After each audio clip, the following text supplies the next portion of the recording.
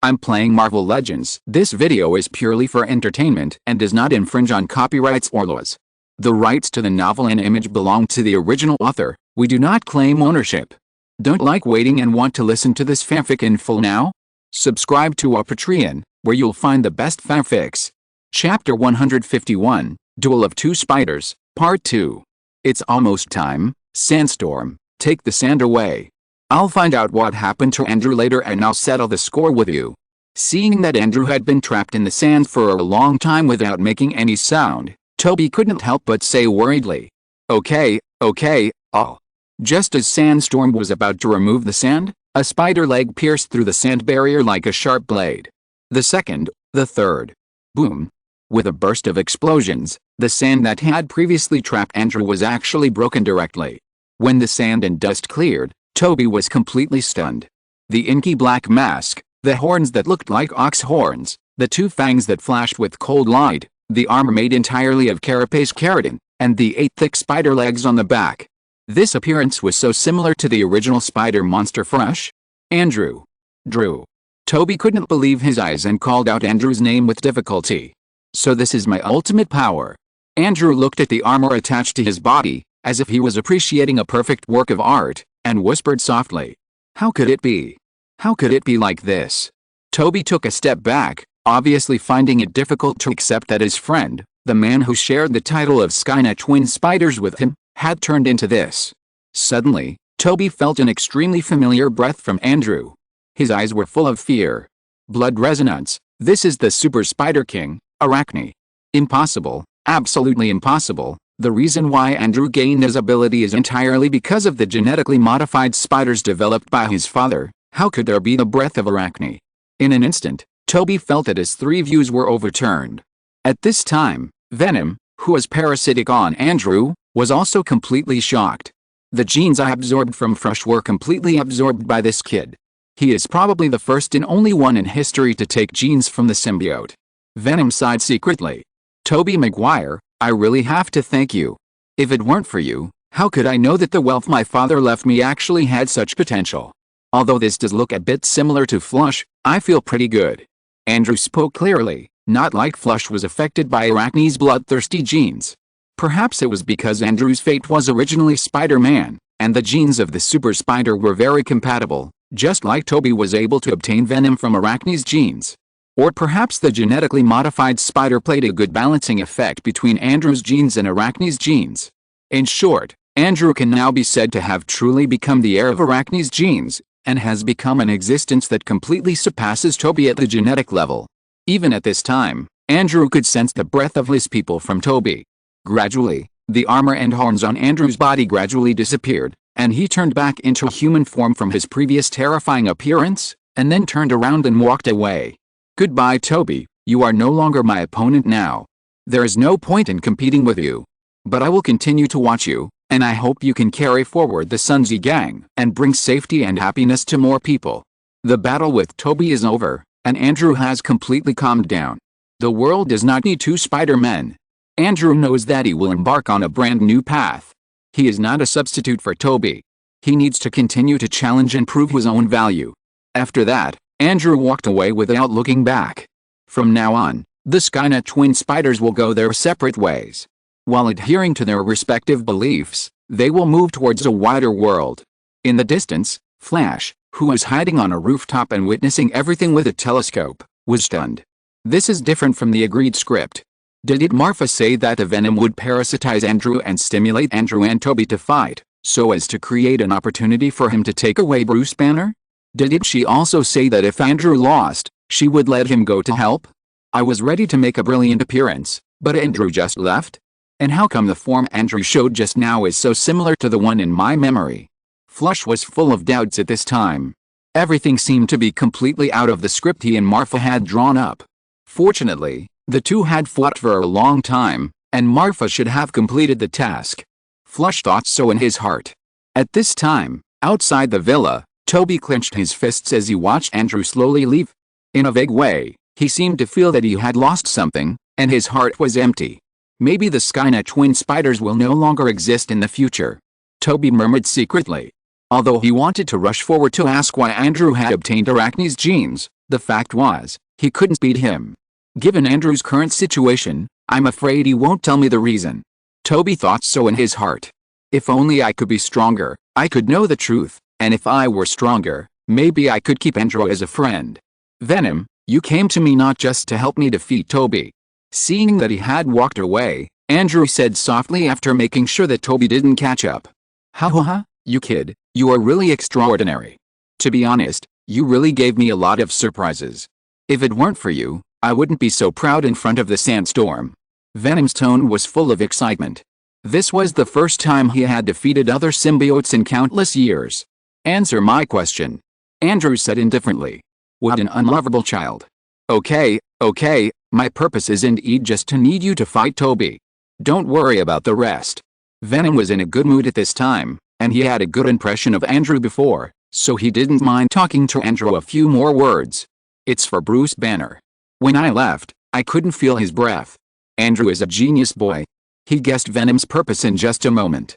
First, he and Toby's instructor, Brock Rumlow, broke their appointment for no reason, and then he couldn't feel Bruce Banner's breath after fighting with Toby. Putting all this together, it's not difficult to guess that this was Venom's plan. Ha ha ha, I like you more and more. Venom said loudly. I'm going to challenge Marfa next, you shouldn't follow me anymore. Andrew seemed to have guessed everything and said indifferently. You're too boring, that kid is cuter. Venom didn't answer Andrew, but the implication was obvious. Well, I'll win by borrowing your power. Thank Flash for me, he seems to be different from before. After that, Andrew said no more and walked straight into the distance. However, near the place where he had stayed before, the eyes of a rabbit turned from red to pure black. On the other side, in New York, in the underground laboratory of Stark Industries. Congratulations to the host for successfully deflecting the MCU plot. The host is rewarded with 1,000 minutes of game time. The current remaining game time is 3,900 minutes. Please keep up the good work. The system prompt sounded in his ear, but Marfa was not very satisfied with this. Judging from the time, by now, Flash and Venom should have teamed up with Andrew to defeat Toby. Toby has been too jumpy recently. According to the previous call, Toby has not exercised his fighting ability for a long time.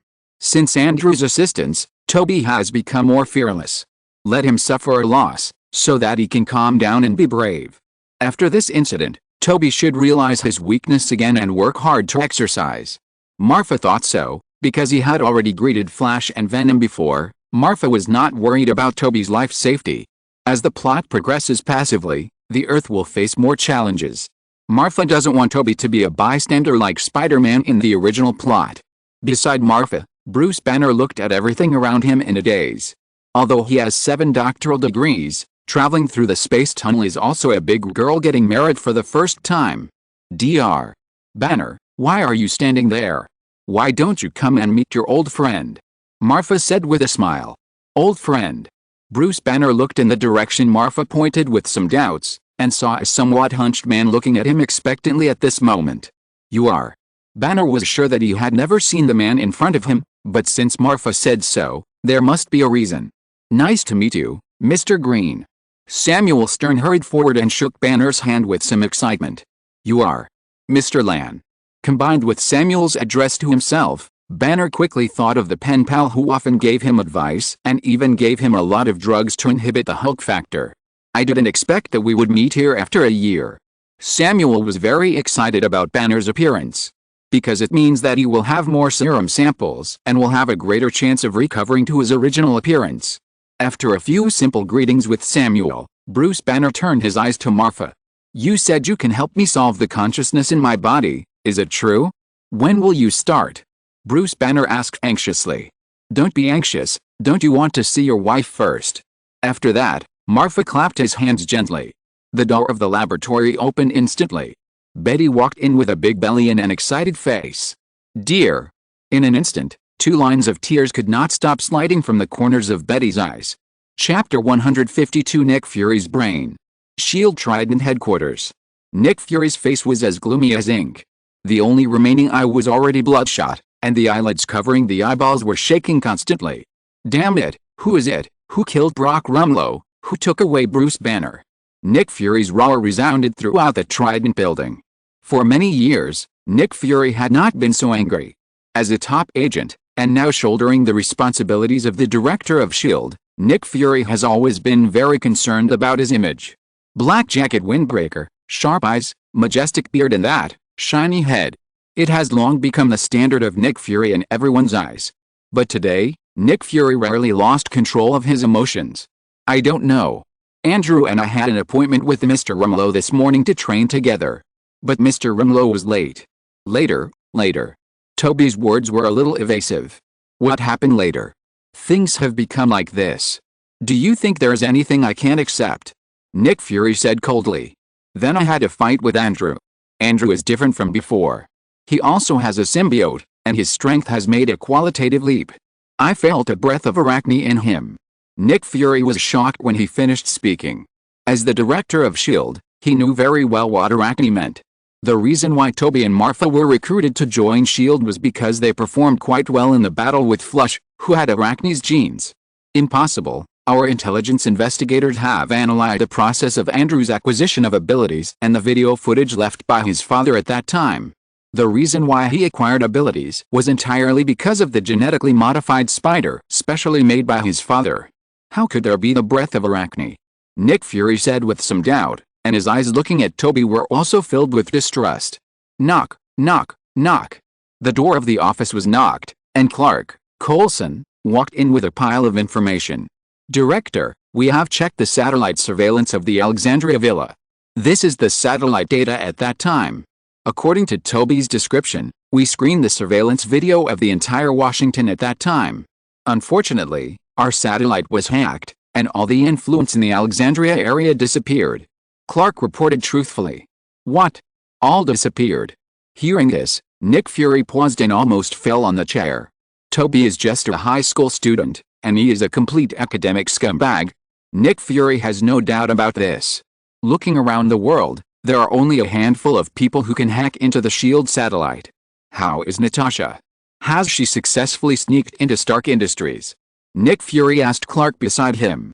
No, the mission failed. Tony Stark seems to have recognized Natasha. After all, she was also involved in the Midtown High School incident.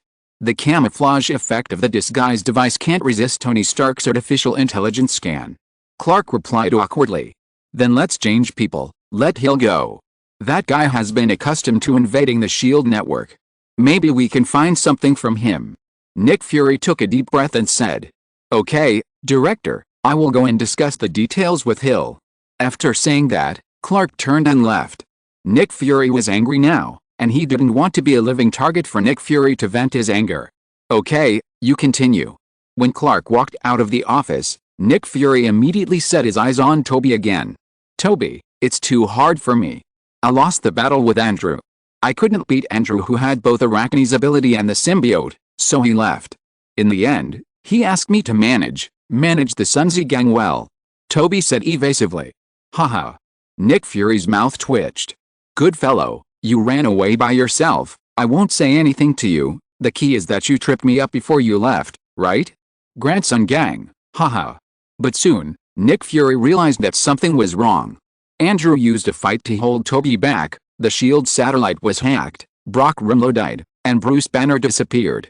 All this seemed to be planned in advance, so smooth. Knock, knock. The office door was knocked again. Sitwell walked in with a gloomy face holding a stack of reports in his hand. Unlike Clark Coulson, Sitwell was like Nick Fury at this time, suppressing a burst of anger.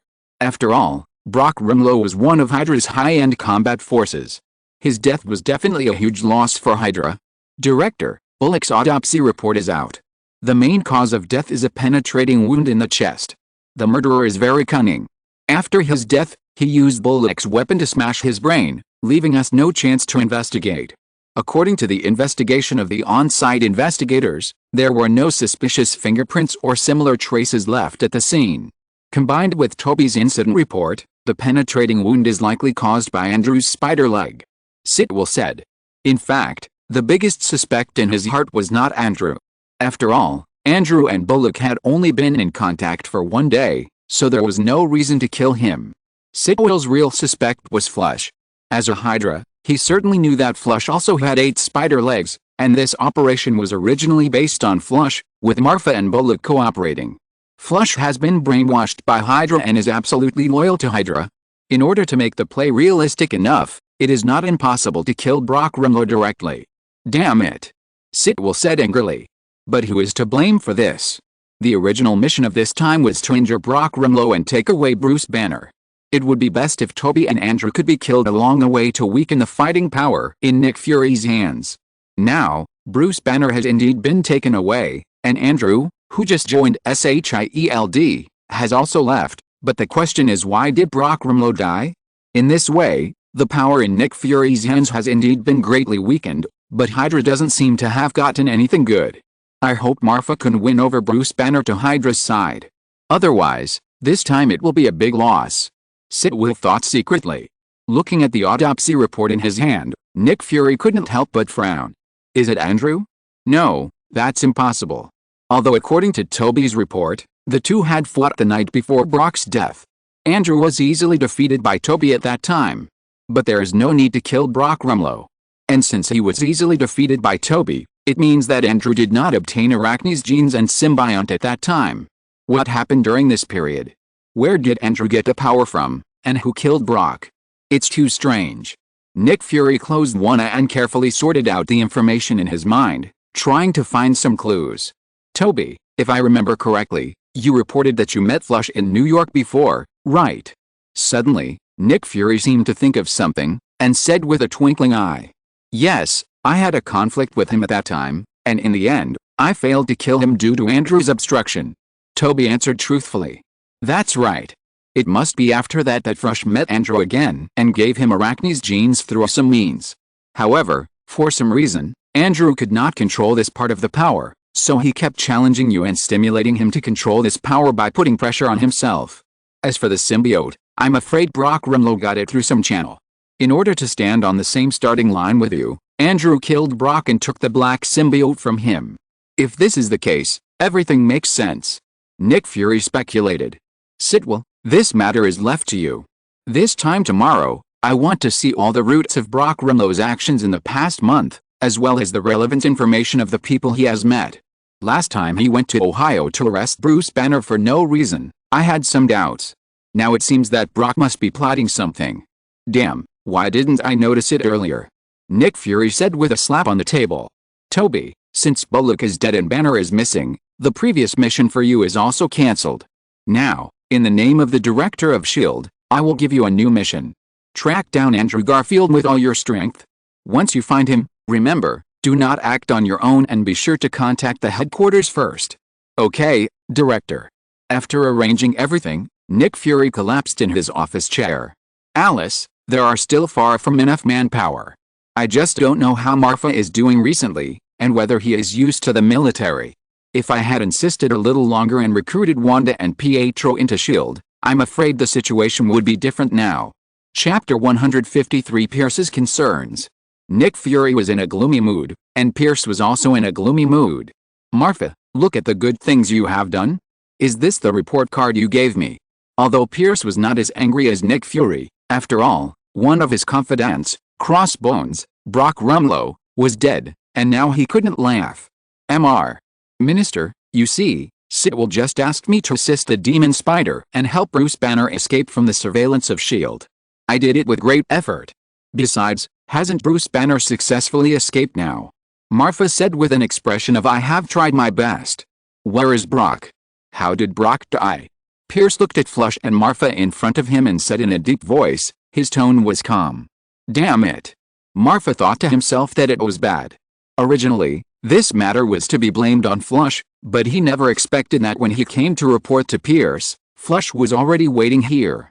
Because of the venom, Flash did not dare to report to Hydra that he had a symbiote. He only said that he had successfully turned Andrew against the symbiote according to Marfa's plan and used his own blood as a condition. After Andrew obtained Flash's blood, he was out of control and easily shocked Toby. Immediately, he patted his butt and left. In this way, Flash could not do it alone and it was difficult to defeat Toby who had a symbiote. Marfa had already left with Bruce Banner at that time. This directly led to the successful survival of Andrew and Toby. With Flash present, the blame for killing Brock Rumlow could not be pushed away, So Marfa simply admitted it generously. You killed him? I'm very curious why you did it. After that, Pierce sat down directly. Please start your performance JPG. Mr. Minister, do you think Bruce Banner is important to SHIELD? Marfa did not answer, but asked instead. Of course, from what I know about him, S.H.I.E.L.D. will not start researching the Hulk serum like General Ross did. After all, Nick Fury doesn't like power that he can't control. But he has always wanted to form a superhero league. At that time, Bruce Banner will probably become his target of recruitment. Alexander Pierce didn't mind Marfa's question, and said after a little thought. Then Mr. Minister, do you think the Hulk is strong? Marfa continued to ask. Strong, according to the information we collected about Bruce Banner's previous rampage, I'm afraid he can be worth an army alone. Pierce said with great certainty. If the Hulk was not strong, why did he arrange Bullock and Marfa to capture Banner in Ohio? In the final analysis, isn't it just coveting the Hulk's powerful strength? No, Mr. Minister, you are wrong. The Hulk is not strong, but very strong. After I took him away by force before, Banner immediately ran away. Marfa said with lingering fear. I wanted to defeat and capture him. But in fact, I was too arrogant. With my current strength, I am far from being his opponent. The only thing to be thankful for is that I can fly and he can't. So I can only leave first and make plans later. Marfa immediately brought out the story he had prepared long ago. Compared to the organization's secrets being leaked, and the Hulk being in the hands of S.H.I.E.L.D. Both Mr. Rumlow and I feel that necessary sacrifices are acceptable. As for S.H.I.E.L.D., we don't know how many cards Nick Fury has hidden. If he has mastered the technology of hypnosis or reading brain memory, then Mr. Rumlow, the only one who has seen the person and was injured by him, will inevitably be investigated in depth. I think Mr. Minister should know more about how much information Mr. Rumlow has about the organization than I do. So after I talked to Mr. Rumlow, he decided to sacrifice for the organization. If you cut off one head, two heads will grow, and the spirit of Hydra will never stop. Marfa said a lot in one breath, and then quietly waited for Pierce's statement. Humph. Do you think I'm a fool? Killed Bullock and released Bruce Banner, and you dare to talk about the spirit of Hydra in front of me? Pierce was furious, stood up suddenly, and shouted angrily. MMP, I just forgot to use the big trick. Is Pierce so smart? This is unscientific. Marfa thought to herself that it was terrible. No, Mr. Minister, you must believe me, I have carried guns for the organization, I have been a P for the organization, ahem, my loyalty to the organization is testified by the sun and the moon. Seeing that Pierce was about to lose his temper, Marfa said with grief from the bottom of his heart. With his tearful eyes, he looked like a wronged little widow. No, it should be a young wife. Then why don't you kill Andrew and Toby? Don't tell me you want to keep them to work for the organization. Pierce's tone softened a little, and he said with a little gloom. Now Andrew has taken all the blame and betrayed SHIELD. According to Nick Fury's order, from now on, only Andrew can hold Toby back. This is good news for the organization. Moreover, according to my original plan, Andrew was persuaded to rebel and cooperate with Flash. It is entirely possible for the two of them to kill Toby. I can't do anything if my teammates are not strong enough. Before Marfa finished speaking, Flash wanted to refute. What teammates are not strong enough? It was you who asked me to spare Toby's life. Although there was an accident in the end, Andrew alone beat Toby down, but can I blame him? But before he could say anything, he was stopped by the venom in his body. What a joke, if Flash really turned the table with Marfa. What would Marfa do when he was desperate? Maybe he would kill Pierce directly and then blame Flash. Or it is possible to kill both of them and become the boss himself. Venom asked himself if he couldn't beat Riot, and Flash couldn't beat Marfa. This was reflected in the previous battle. I'm useless, I failed the organization's expectations. In the end, Flash took it all and lowered his head silently. As Flash admitted his mistake, the house fell into silence. Time passed by minute, and you could hear a pin drop in the whole house. Countless thoughts were running fast in Pierce's mind. It seems that there is nothing wrong with this matter, whether it is Marfa or Flash. But why didn't the two of them join forces with Brock to kill Toby and Andrew at the beginning? If this is the case, Andrew will not be out of control. Even if Brock is killed later to hide the organization, that will be a matter for later. The only explanation is that Marfa still has some concerns and is afraid that S.H.I.E.L.D. will find out that he is involved one day. So he designed such a big show to let Flash rebel against Andrew. Bullock died. Anyway, he has been targeted by Nick Fury, but what was the original intention of arranging this mission? It was to test Marfa's loyalty to Hydra. As for weakening the power in Nick Fury's hands, that was just a side job. Now, Marfa did not show up at all except taking Bruce Banner away during the entire mission. Isn't this just clearing himself of all wrongdoing? If things are done to this extent, even if Marfa completes the mission, can it prove his loyalty to Hydra? No. Pierce is having a headache now. On the one hand, Marfa cannot show absolute loyalty, so that Pierce can trust him unconditionally. On the other hand, because of the death of Brock Rumlow, Pierce is in urgent need of a powerful and trustworthy person. From a strategic point of view, Marfa can complete the mission without removing himself, which has been affirmed by Pierce. From the perspective of combat effectiveness, Marfa's strength is also beyond doubt. But loyalty to the organization is exactly what Pierce cares about most. Suddenly, Pierce seemed to have thought of something, and his eyes sparkled. Marfa, I won't pursue your mistake this time. Now I'll give you a new task. The organization has a big plan for the future, and you need to contact an adult. Next, you will go to New Jersey. Chapter 154, Giant Ape Kingpin. Rochester, New York, is not part of New York City, but because of the economic radiation of New York City, the overall economy is quite developed. However, what most people don't know is that there is a huge underground city in Rochester.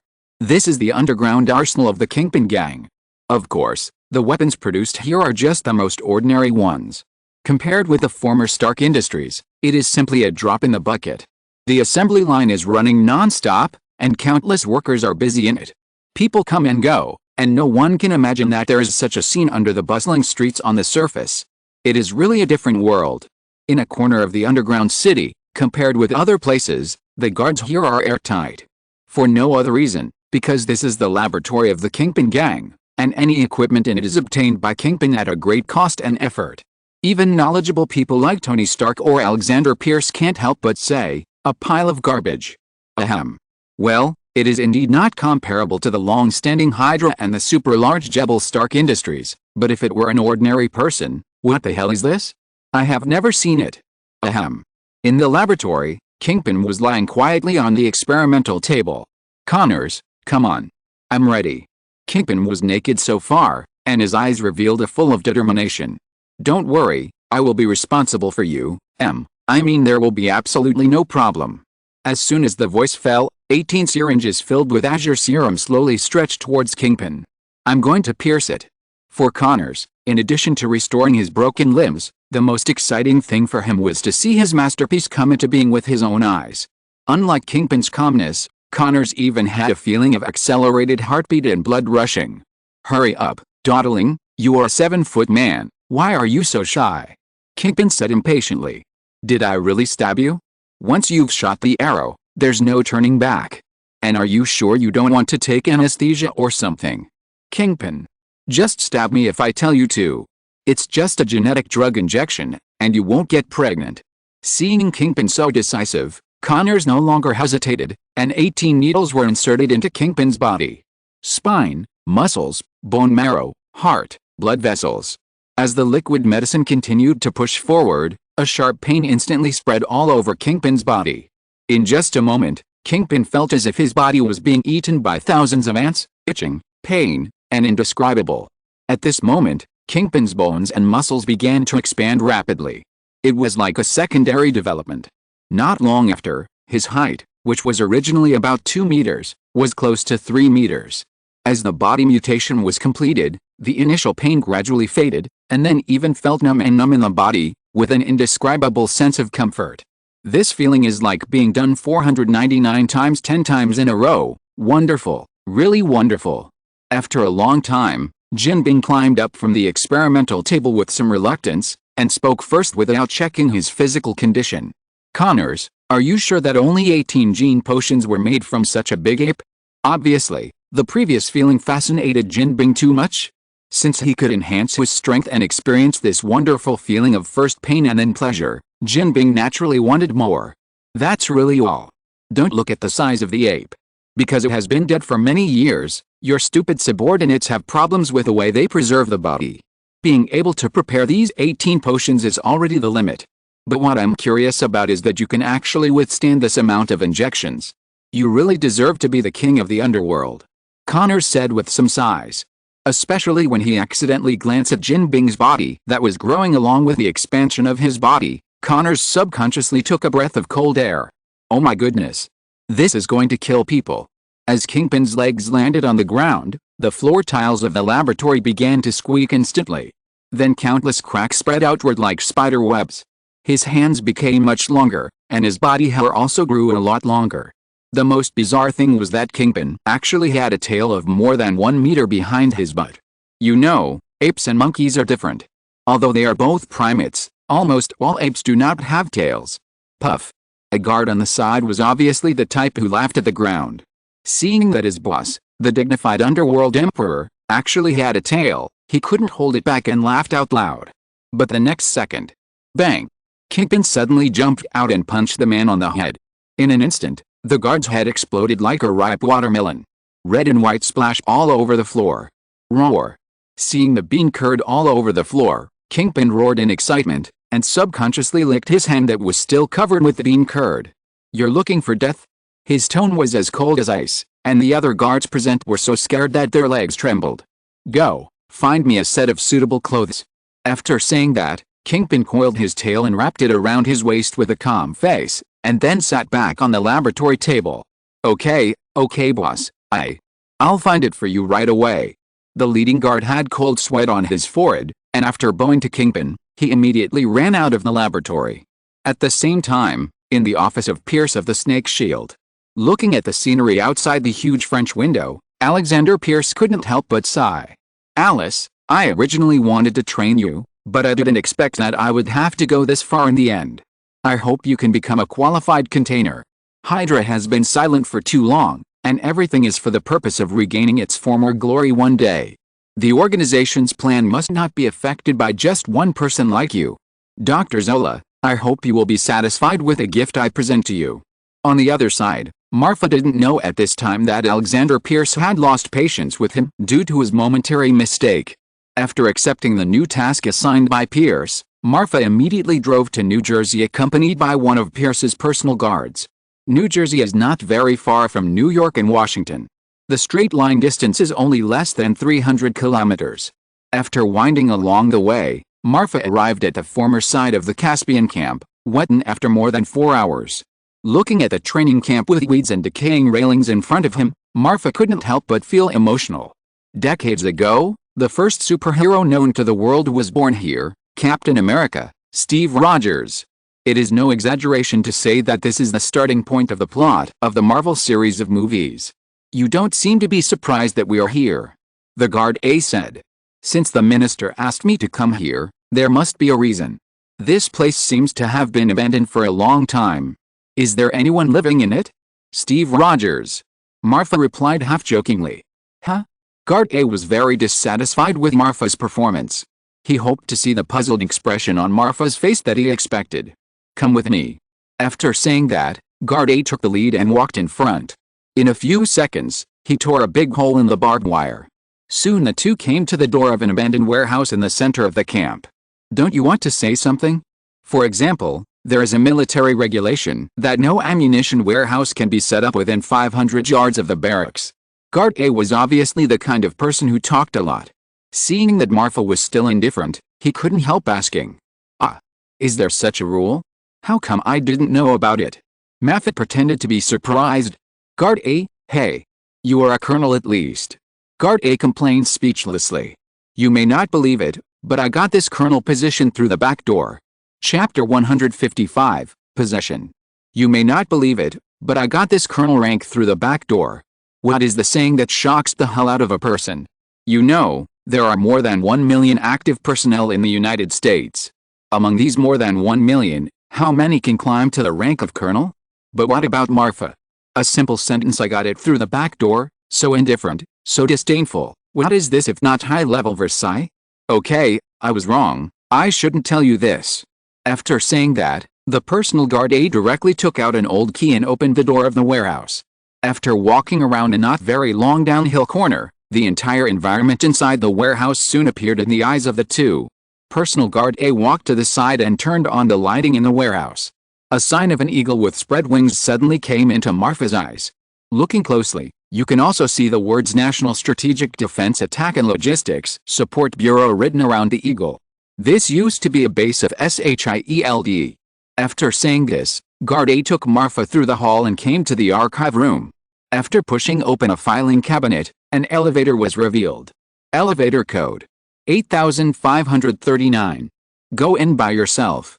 The person the minister wants you to see is downstairs. P.S. This is a detail captured by Lobster watching the movie frame by frame.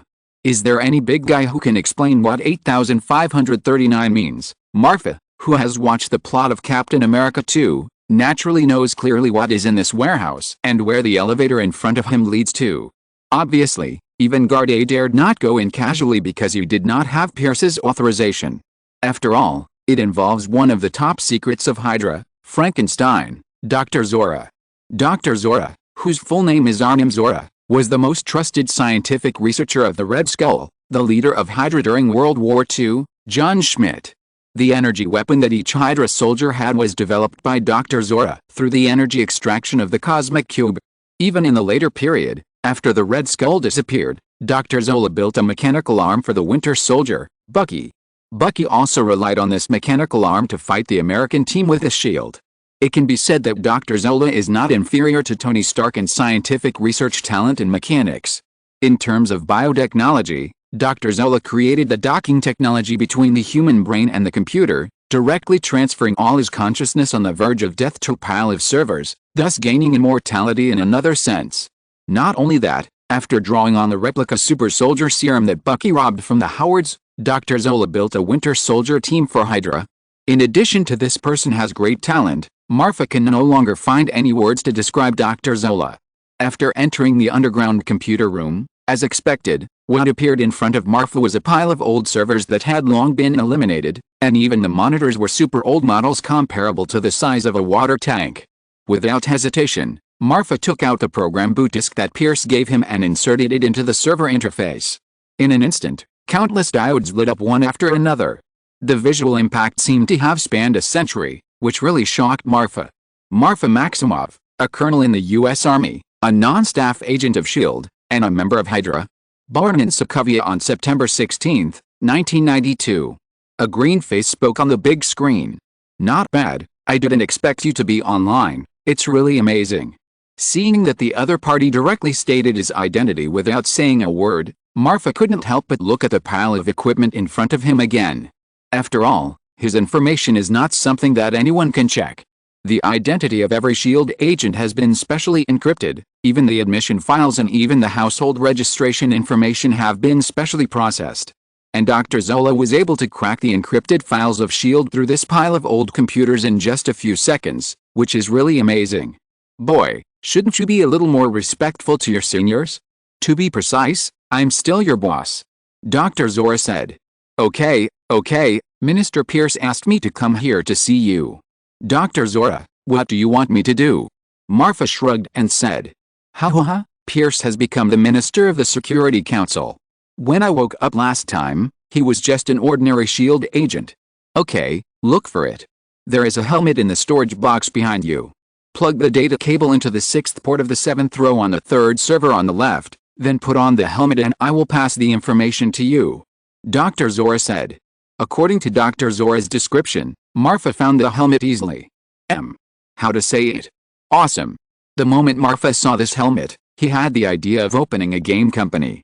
If Dr. Zora is the game host and makes a holographic game like the online game novel, then the money is not. With this thing, why open a pharmaceutical company? It's a huge profit. Hey, kid, what are you thinking? I saw the word greed on your face. Hurry up and put on the helmet for me. Dr. Zora said angrily. Marfa, Cyrillic letter deck, damn, can you see that? Are there really words on my face? Marfa thought awkwardly. Immediately, he plugged in the data cable and put on the gaming helmet. Ahem, he put on the helmet. But at the moment when Marfa put on the helmet, Dr. Zora's green face on the monitor showed a strange smile. However, what it didn't notice was that, like him, Marfa's mouth corners also rose slightly at the same time. The two of them had their own ulterior motives, but they did it at the same time. Soon Marfa's consciousness appeared in a huge space. In the space, countless high-rise buildings stood up. Looking closely, these were not high-rise buildings at all, but huge servers. "Hello. My lovely little kitty, your owner is here to see you," Marfa shouted with a smirk on his face. "Ho ha ho ha. Ignorance is bliss. Marfa Maximov, do you know what it means from the moment you put on the helmet?" As the voice fell, all the buildings floated out a lot of 1s and 0s, and then these 1s and 0s immediately combined in front of Marfa, and in a moment, they formed a giant about 20 meters tall. "Oh my god. This is unscientific. How can it be so big?" Marfa shouted subconsciously. "Ha ha ha." Dr. Zora looked down at Marfa, who was only more than 1 meter tall, and couldn't help laughing. "Pierce told me that you are a very powerful superpower. What a great body, wow, it will be mine soon." Ha ha ha. Dr. Zora laughed again, his voice full of excitement. It has been 37 years. Since Dr. Zora was diagnosed with a terminal illness in 1972, in order to continue to live, Dr. Zora had to import his consciousness into a bunch of servers. Although this gave him eternal life in disguise, it also restricted his freedom. In the era when the internet was not well developed, Dr. Zora could only stay alone in the server every day, counting the 1s and 0s floating in front of him. That was the most painful time in his life. In the end, Dr. Zora couldn't stand this endless loneliness, so he turned off the computer directly and put his consciousness into a dormant state. Now, as long as he takes over Marfa's body, he will have a body again. A body that can walk, jump, eat and defecate. A body that can take him to appreciate the development of the world and allow him to continue to dedicate himself to the great cause of Hydra. Ignoring Dr. Zora, Marfa just patted his chest. "Fortunately, it's only about 20 meters. I almost got myself into trouble. I didn't expect that with the increase in the server, Dr. Zora's spiritual consciousness projection would be so powerful." Marfa thought secretly in his heart. "Boy, don't blame me for not giving you a chance. In view of your dedication of your body to the organization, I promise to fulfill a last wish for you. Just consider it as a reward for your efforts." Dr. Zora looked down at Marfa and said proudly, "Last wish? I think it's better to call it an order. I want you to be a game console and make a lot of money for me, so much that I can't count it. By the way, you can manage the company for me like Jarvis and be my full-time housekeeper. If possible, it would be best to strangle Ultron and Vision in the cradle. You also need to collect intelligence for me and assist my team in research. Let me think about what else. Wait a minute. If you're listening to this novel on a channel other than Fanfic World, it means they downloaded and uploaded it without effort. We cordially invite you to visit our channel, Mundo Fanfic Novelis. There you'll find the original version of this story and you can explore many other novels of various genres. We're waiting for you to immerse yourself in a world of incredible novels. Chapter 156 Legendary Technology. When Dr. Zora first heard Marfa say that it was not a last wish but an order, his face had turned dark. However, as Marfa kept repeating his orders one after another, Dr. Zora's white face had already become darker than Nick Fury's. At this time, Dr. Zora had already equated the kid who tried to use him as a slave with a dead person. "Boy, have you said enough? If you have, go to hell. I take back what I just said. I will not help you realize any of your last wishes." Dr. Zora. But before Dr. Zora could finish his words suddenly stopped. Marfa's figure suddenly began to grow 2 meters, 3 meters, 5 meters, 10 meters, 20 meters. It hasn't stopped yet. Marfa's growth stopped only at 26 meters. "Are you so sure you can beat me?" Marfa said with his hands on his hips, looking like a villain who had achieved success. "No. Impossible." "How is it possible? Why is your mental power so strong?" Dr. Zola showed an unbelievable look, stepped back slightly, and said in a panic, "It's not over yet. Look, I'll show you a one-click dress-up." As soon as the voice fell, the gray-white soul battlesuit and the long sword flashing with cold light the demon-slaying sword were worn on Marfa. It seems that with the increase of my level and attribute growth, the intensity of my mental consciousness has also increased a lot. Looking at his current appearance, Marfa smiled and was very satisfied. Wait, let's talk it over. I was just joking just now. I am a senior member of the organization. I can give you everything you want. Don't mess around." "That's right, Dr. Zola panicked. Although he has an unparalleled scientific research talent, he is also a senior member of Hydra, and even worked for the Nazis with the Red Skull John Schmidt for a time, barely considered a soldier. But Zola is not a combatant, let alone Marfa, whose mental strength is higher than his. Even though Marfa was only 15 meters away, Dr. Zola was not sure if he could beat the opponent. After all, he knew Marfa's record clearly in the process of collecting intelligence before. Let's not talk about Sokovia. In New York alone, he defeated Cyborg Obadiah Stane, Spider-Monster Flash Thompson, and Black Witch Agatha Harkness. What's the point of this? Moreover, as a body stealer, Dr. Zora knew very well that if he died in this space, it would be real death for him. Without a body, he would not be able to recover even if he was injured, let alone die. From the day when his consciousness was transferred to the server, Dr. Zora's mental power lost the feedback from his physical body. Although there is an increase in the server, it will gradually weaken with the passage of time and the aging of some parts of the server, and eventually go to extinction. This is why Dr. Zora urgently needs a physical body. In Marvel Comics, Dr. Zora maintained his life by constantly changing equipment to transfer consciousness, and then controlled robots to carry out activities. He became a similar existence to Langer. P.S. Does anyone still remember Langer in the Four Turtles? Too late. Marfa shouted coldly. As the voice fell, Marfa immediately leaped, and with the demons in the air, a long string of 0s and 1s separated from Dr. Zora. In the blink of an eye, Dr. Zora's body had shrunk to about 15. No, no, no. I was wrong, you are fierce, I listened to you, I listened to you. Is Dr. Zora afraid of death? Of course, otherwise when Hydra was in a desperate situation, he would not have surrendered to S.H.I.E.L.D. in the form of the paperclip plan and obtained S.H.I.E.L.D.'s protection. If he was not afraid of death, why would he transfer his consciousness to the server when his physical body was dying? So, Marfa only slashed with a sword, and Dr. Zora knelt. There was no arrogance at all. It's done, Marfa said happily. He immediately stepped forward and stabbed the demon directly into Dr. Zora's forehead. The mental imprint was activated. You don't even need to use the light of temptation. I picked up an extra pet for free. It smells so good. After a moment, Zora greets the master. Dr. Zora's spirit body knelt on his knees and bowed deeply to Marfa. Good, very good. Looking at Dr. Zora who bowed to him, Marfa was very satisfied. Now you send a message to Pierce, saying that you have successfully implanted the loyalty of Hydra into my brain.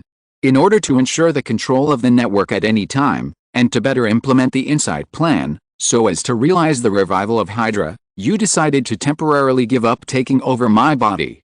Do you understand? Marfa ordered Dr. Zora. Yes, Master. I will convey the message to Pierce right now. Please exit my server space temporarily. Only in this way can I regain control of the server and convey the message. Dr. Zora nodded and said. On the other side, at the Trident headquarters of SHIELD, Alexander Pierce suddenly received a message on his Hydra-specific communication device. Pierce initially thought it was from Garde, and was worried that something unexpected had happened. After all, in his eyes, Marfa's strength was quite strange and unpredictable. But when he saw the sender clearly, he breathed a sigh of relief. He immediately checked the message sent by Dr. Zora. Good, good, good. Pierce said 3 good words in a row.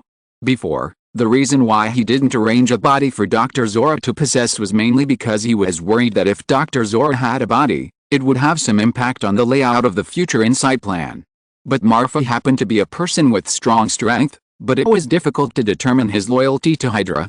In order to satisfy Dr. Zora's wish for a physical body and to completely bring Marfa under the command of Hydra, Pierce finally made the decision to let Dr. Zora take over Marfa's body. Now, Dr. Zora is willing to give up the opportunity to have a physical body for the great revival of Hydra, and help Pierce successfully implant loyalty to Hydra in Marfa's brain. He also said that from now on, he is willing to work for Hydra in the same way as Stryker and Pierce. In this way, a high-end combat force plus the technical logistics with a higher status than him. Pierce can be said to kill 2 birds with 1 stone, and instantly greatly improve the foundation of Hydra. It seems that it's time to recycle the Cosmic Cube into the hands of the organization. Pierce whispered secretly. Half a year passed in the blink of an eye, and before he knew it, it was October 2009. On this day, Two high-rise buildings in Manhattan were officially put into operation. One is the new building of the famous Stark Industries Group, Stark Building. Although the internal staff of Stark Industries have already started working in it, Tony, who is so rich, has to hold a housewarming celebration.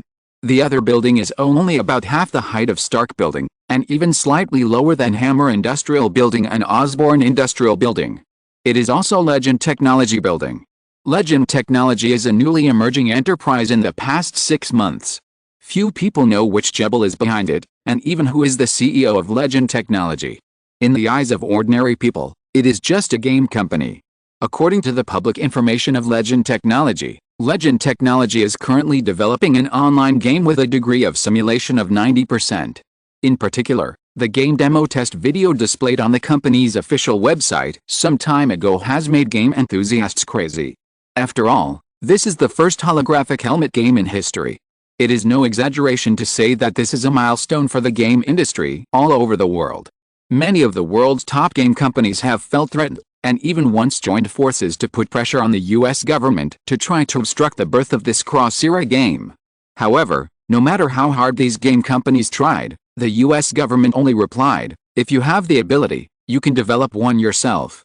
Many game companies were obviously dissatisfied with such an answer, so countless black posts appeared one after another, trying to discredit Legend Technology.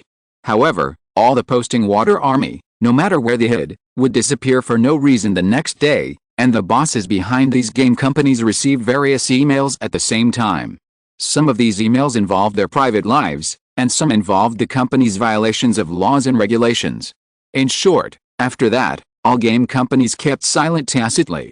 Unlike ordinary people, in the eyes of various Jebel families and even government officials, Legend Technology is a biotechnology company. The therapeutic agents they secretly sell not only have no toxic side effects, but can also stimulate cell regeneration to a great extent, thereby curing various traumatic diseases. Even the broken limbs of the daughter of the US Vice President were reattached with the help of Legend Technology. No one is not afraid of death, especially those chaebols and families with a lot of money and high status. Therefore, in addition to finding out the formula of Legendary Technology's medicine and the boss behind it, they all began to protect Legendary Technology spontaneously. This is one of the reasons why Legendary Technology is still unscrupulous despite being enemies with game companies all over the world. However, after many efforts failed, many chaebols gave up the idea of stealing the formula and tried to get a share of Legendary Technology by means of capital injection.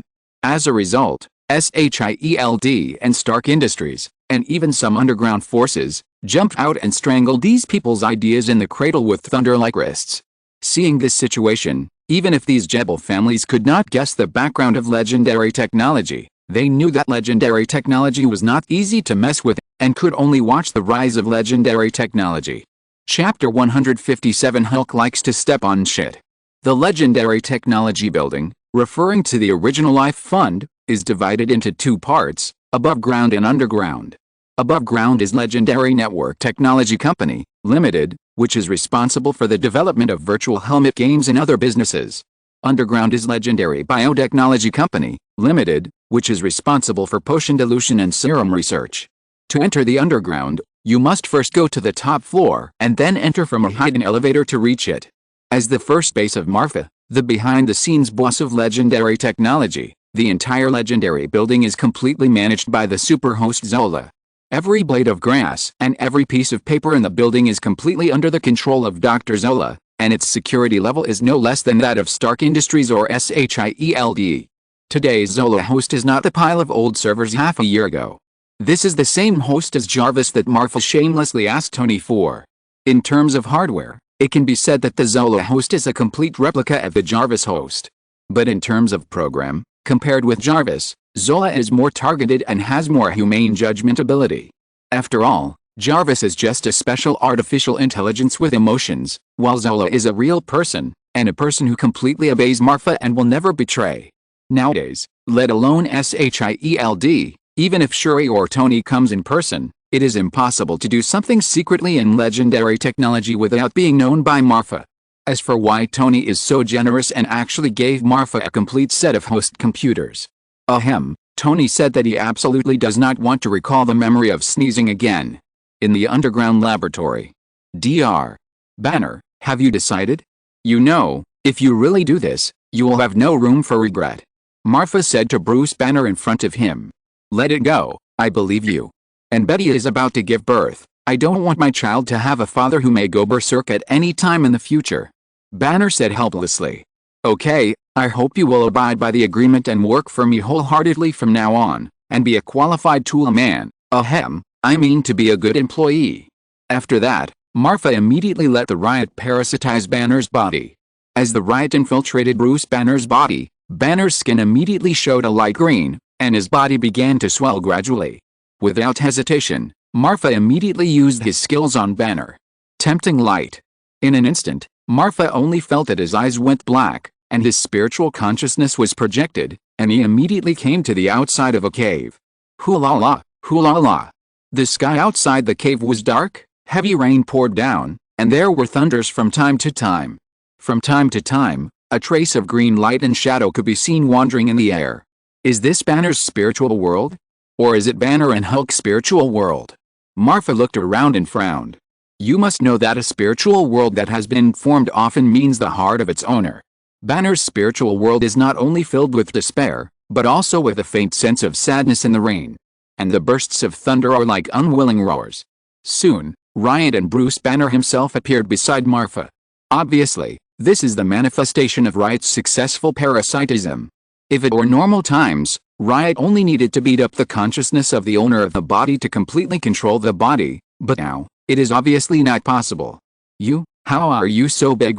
Bruce Banner looked at Marfa, who was about 26 meters beside him, and was shocked. Haha, you are not small either. Marfa said, looking at Banner, who was about 15 meters tall and exposed in front of him. After a moment, the two old drivers smiled at each other and showed a meaningful expression. Riot was confused. Obviously, after experiencing countless tortures by Hulk, Banner's mental strength has also made a qualitative leap. At this time, Banner, even his mental strength, is almost 10 times that of ordinary people. No wonder it is said that pain can make people stronger. It turns out that mental torture does have a significant effect on training mental strength.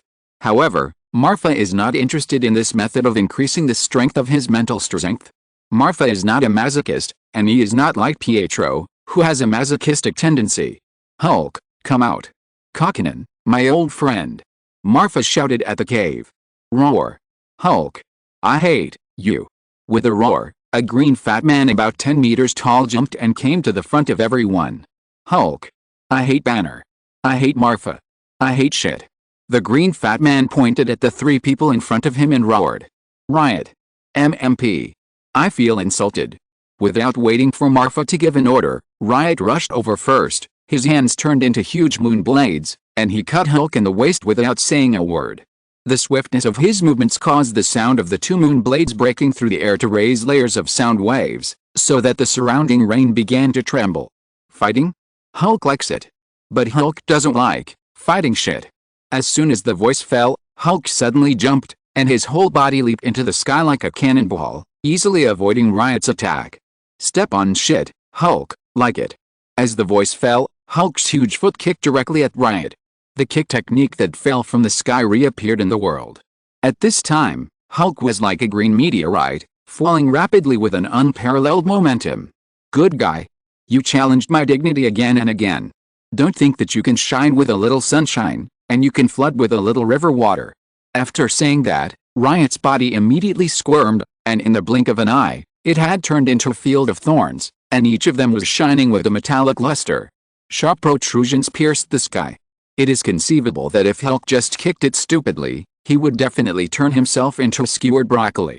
Seeing this scene, Hulk was immediately shocked. Roar. With a roar full of anger, Hulk's body, which was only about 10 meters long, suddenly expanded to about 15 meters. He was seen bending his legs in midair, his head hanging down to his chest, and his arms tightly hugging his knees. Human bomb tank. After the words fell, Hulk's body immediately spun at high speed, like a lead ball directly hitting Riot. Boom. The entire spiritual space began to tremble as Hulk landed. The smoke and dust were gradually washed away by the rain, and what appeared in front of everyone was a huge deep pit with a diameter of about 20 meters. Hulk. Roar. The beast-like roar sounded again, And this time, Hulk's body soared again, and in the blink of an eye it was close to 20 meters. As for Riot, those metal spikes had been broken the moment they touched Hulk's body. Riot was like a pile of mud, scattered all over the ground. Fortunately, this was a spiritual space. As long as the spiritual power did not dissipate, there would be no death. Riot had the ability to transform. Although the violent impact caused his body to shrink to about 10 meters, he did not die on the spot. Master. Riot, who had recondensed, ran back to Marfa in disgrace, like a bullied little widow, with a look of resentment in his eyes. Chapter 158 Peaceful Taming. Alice. Poor little Silver. Marfa touched the riotous head and sighed secretly. Even though he had never really fought with Hulk, Marfa knew that the green fat man in front of him was someone he could not afford to offend at the moment. Not to mention the spiritual world, his skills were sealed and could not be used. Even if he was in the outside world, Marfa had no determination to win against Hulk. After all, from the perspective of character setting, the Hulk is a bug just like Captain America. The former has infinite anger and infinite potential, while the latter is born with a 50-50 aura. Hulk has been born since 2003, and in the true sense, he is only 6 or 7 years old. Because Banner has suppressed him for a long time, his actual intellectual development age is even younger, which can be seen from the fact that Hulk has to speak a few words at a time. Unlike adults, children's minds are purer. If they are happy, they are happy, and if they are angry, which will be completely reflected in their physical behavior and language. Because he shares a body with Banner, Hulk, a child, is extremely irritable. If it were an ordinary person, it would be fine if he was irritable for a while, and the beatings from society would naturally make him smooth and round. But Hulk is different. He has infinite anger and infinite potential. Every time he is pushed to the limit, his strength will increase significantly. Who can beat such a child? In the original plot, the reason why Thanos could easily ravage Hulk was that the Hulk was not developed enough at that time in Marfa's opinion. If he had been given a few more enemies with slightly better strength before meeting Thanos, and given Hulk more time to develop, it is hard to say whether Thanos can still ravage the Hulk so easily. Strong and violent strength, super strong defense, astonishing self-healing ability, and terrifying growth potential. As long as Hulk is given enough time to develop, there is no doubt that Hulk can definitely become the strongest Avenger. Maybe, probably, maybe there is no one else. If we say who is most like Marfa in the entire Marvel world, there is no doubt that it must be the Hulk and Tony. Others, whether heroes or villains, have a strength limit. Even many people with extraordinary abilities have no possibility of improvement from the moment they obtain superpowers. But Tony Stark is different. As long as technology has not reached its limit, Iron Man has room for improvement. And Hulk is even more like Marfa. There is no so-called upper limit to limit the improvement of his strength. Marfa actually disdains the fact that Banner and Hulk finally reconciled and merged into one in the original plot. The key to Hulk's improvement is infinite anger, while Banner is a full rational molecule because of his higher education. How much anger value do you expect a rational molecule to have? This is the reason why the Hulk's strength did not increase but decreased after the two merged into one. What should I do?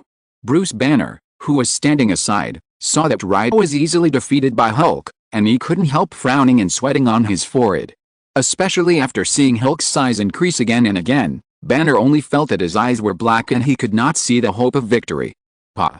Marfa patted Banner's shoulder gently, signaling him to rest assured. The reason why Marfa dared to come to Banner and Hulk's spiritual world so rashly was that he had planned it long ago. Zion, you have seen Betty, hurry up and turn into Betty for me to see. Marfa said to Riot on the side. What? Nick Fury's question mark face JPG. What should I do if my master asks me to dress up as a woman? Will he do something strange to me? Waiting online, very anxious. But after all, it was the order of Marfa, the master. As a pet with a spiritual imprint, let alone Marfa just asked him to turn into Betty, even if Marfa wanted him to turn into a female model on the cover of a magazine and then lie down and do something, Riot would never refuse. With a wriggling of the silver mucus, a fruit girl who looked like Betty soon appeared in front of Banner and Marfa. Looking at her standing there and posing, Marfa felt that the whole person was a little unwell. Hey, what are you doing? I just told you to turn into Betty, but you really just turned into Betty? Where are your clothes? Hey, where are your clothes? You know I'll get beaten up easily if you do that. As Riot's transformation was completed, Hulk's fist that was about to hit Riot again stopped abruptly. In the blink of an eye, Hulk's body shrank like water and immediately returned to a state of about 10 meters. Then 2 drops of emerald green blood dripped from Hulk's nostrils, turning into strands of green unknown energy floating in the air. Betty. Betty makes Hulk feel good. Hulk won't hit Betty.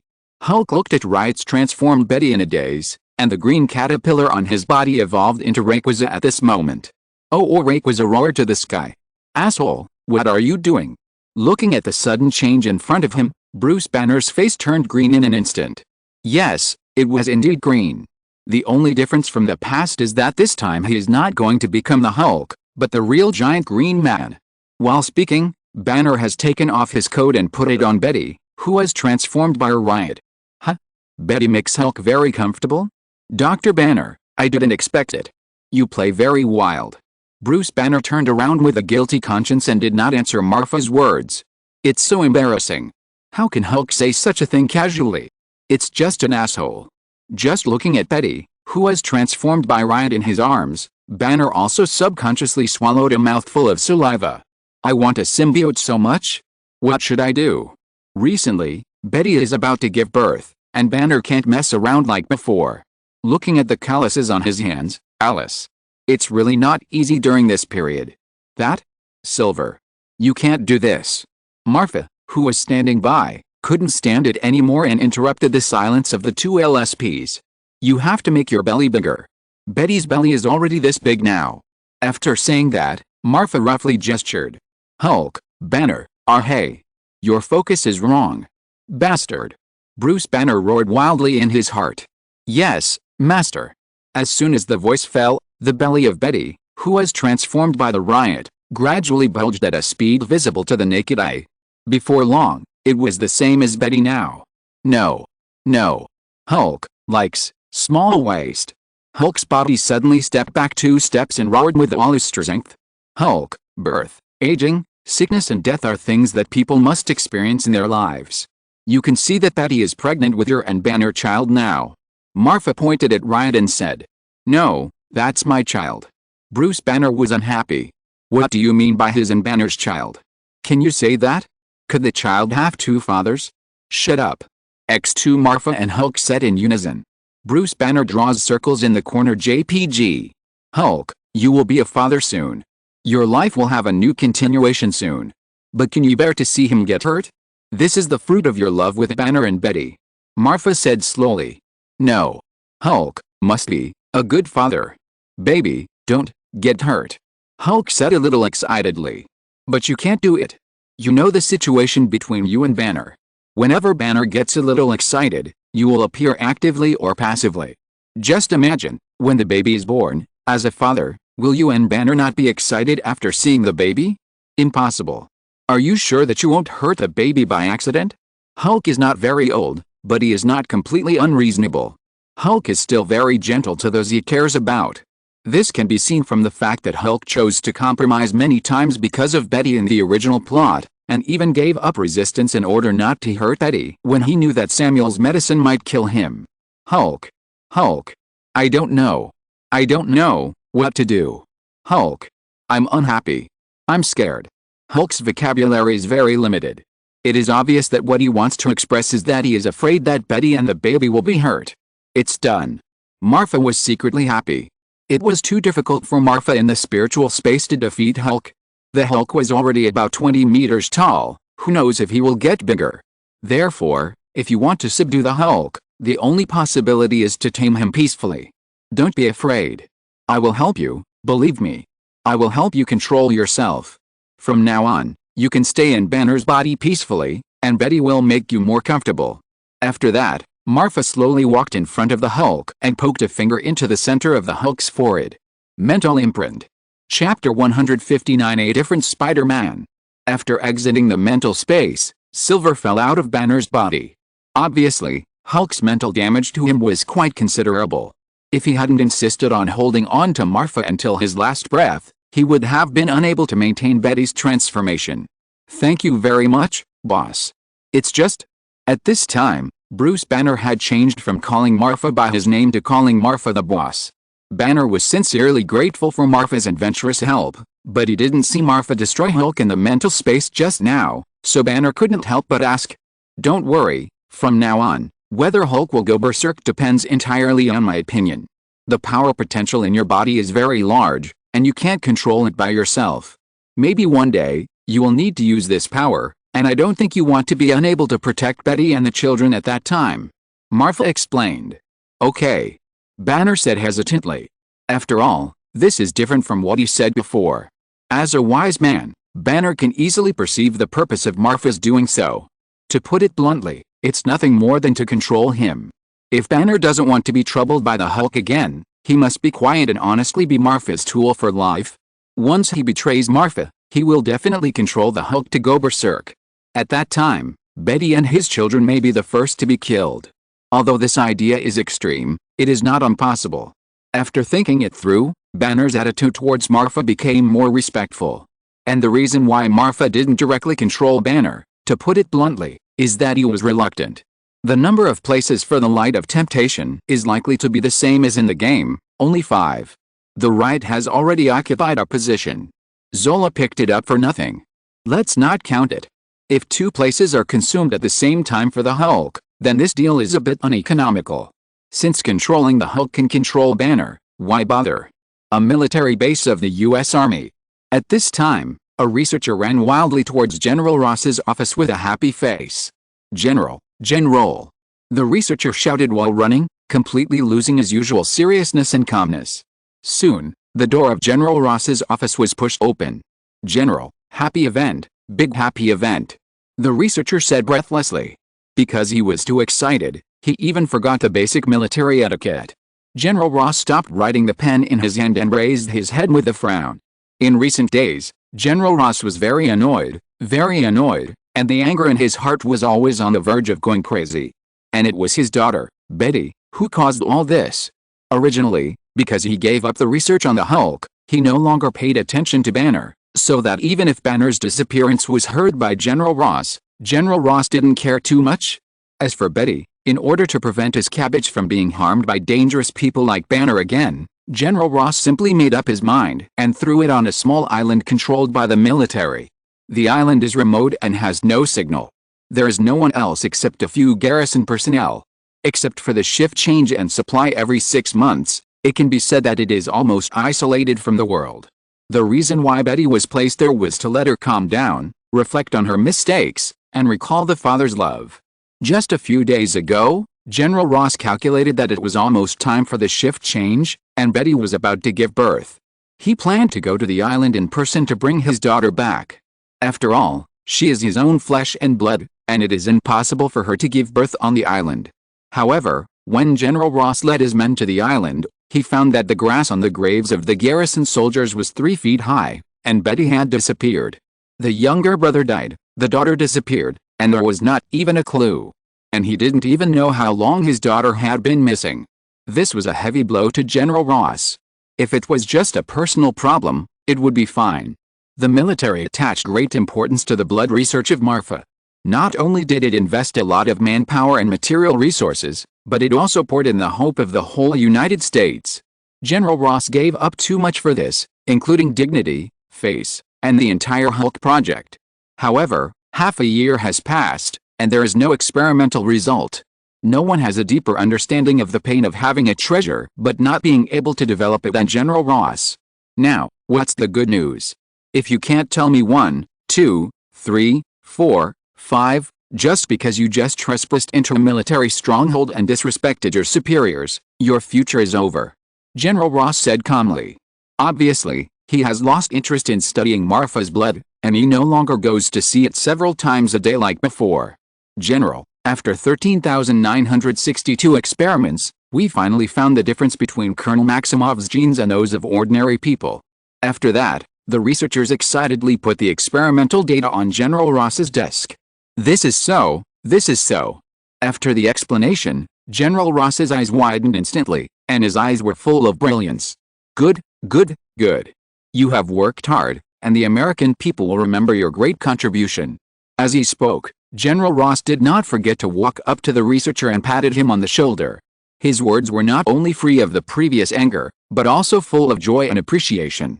In a dark corner of New York, a man with long blonde hair was being hung in the air by a spider silk, and blood was dripping down his body. And standing under him was Andrew Garfield, who was already on the blacklist of S.H.I.E.L.D. but not officially announced. Andrew had been missing for about half a year. During this period, May Garfield had called the police many times and claimed that her child was missing, hoping that the police station would file a case for investigation. However, no matter how hard May tried, from the Queens Police Department in New York to the FBI headquarters, she went to every place she could think of, but no organization was willing to handle Andrew's disappearance case. But May never thought about why she, an elderly woman, had money in her pocket. No matter where she went, whether it was day or night, no gangster or bandit had ever thought of her. What made May feel relieved was that 2 months after Andrew disappeared, a child named Tobey Maguire came to the house. The child claimed to be Andrew's best friend. At first, May Garfield was still very cautious about such a sudden visit, but in the following period of time, Tobey took care of her as if she were his own mother. Faintly, May seemed to see the shadow of Andrew in Tobey, and gradually, the two became familiar with each other, so that May did not have to live the lonely life she had in the past. During this period, May also asked Tobey many times whether Andrew had an accident and why he had not returned home for so long. Whenever Tobey was asked, he always told her with a firm look on his face that Andrew was still alive and well. It was just because he was delayed in pursuing his goal. One day, Andrew would definitely come back to honor May with him. The camera turned back to the alley just now. "Who are you? I have no grudges against you, why?" the blonde man said in an extremely weak tone. It was obvious that he was seriously injured and only half alive at this time. Looking at the numerous blood holes on the man's body, if you look closely, you can find that there is a 5-pointed star tattooed on the man's arm. Andrew smiled evilly. "Have you forgotten me so quickly? You gave me a bottle of drink back then." "Drink, drink," the man muttered to himself, and soon thought of the boy he met when he robbed the convenience store more than half a year ago. The boy was scolded by the store owner because he was only a few cents short. Just after the robbery was successful, the man threw the drink that the boy wanted to buy to him. The scene at that time reappeared in the man's mind. Finally, he recognized that the person in front of him was the boy who bought the drink back then. "Why do you treat me like this?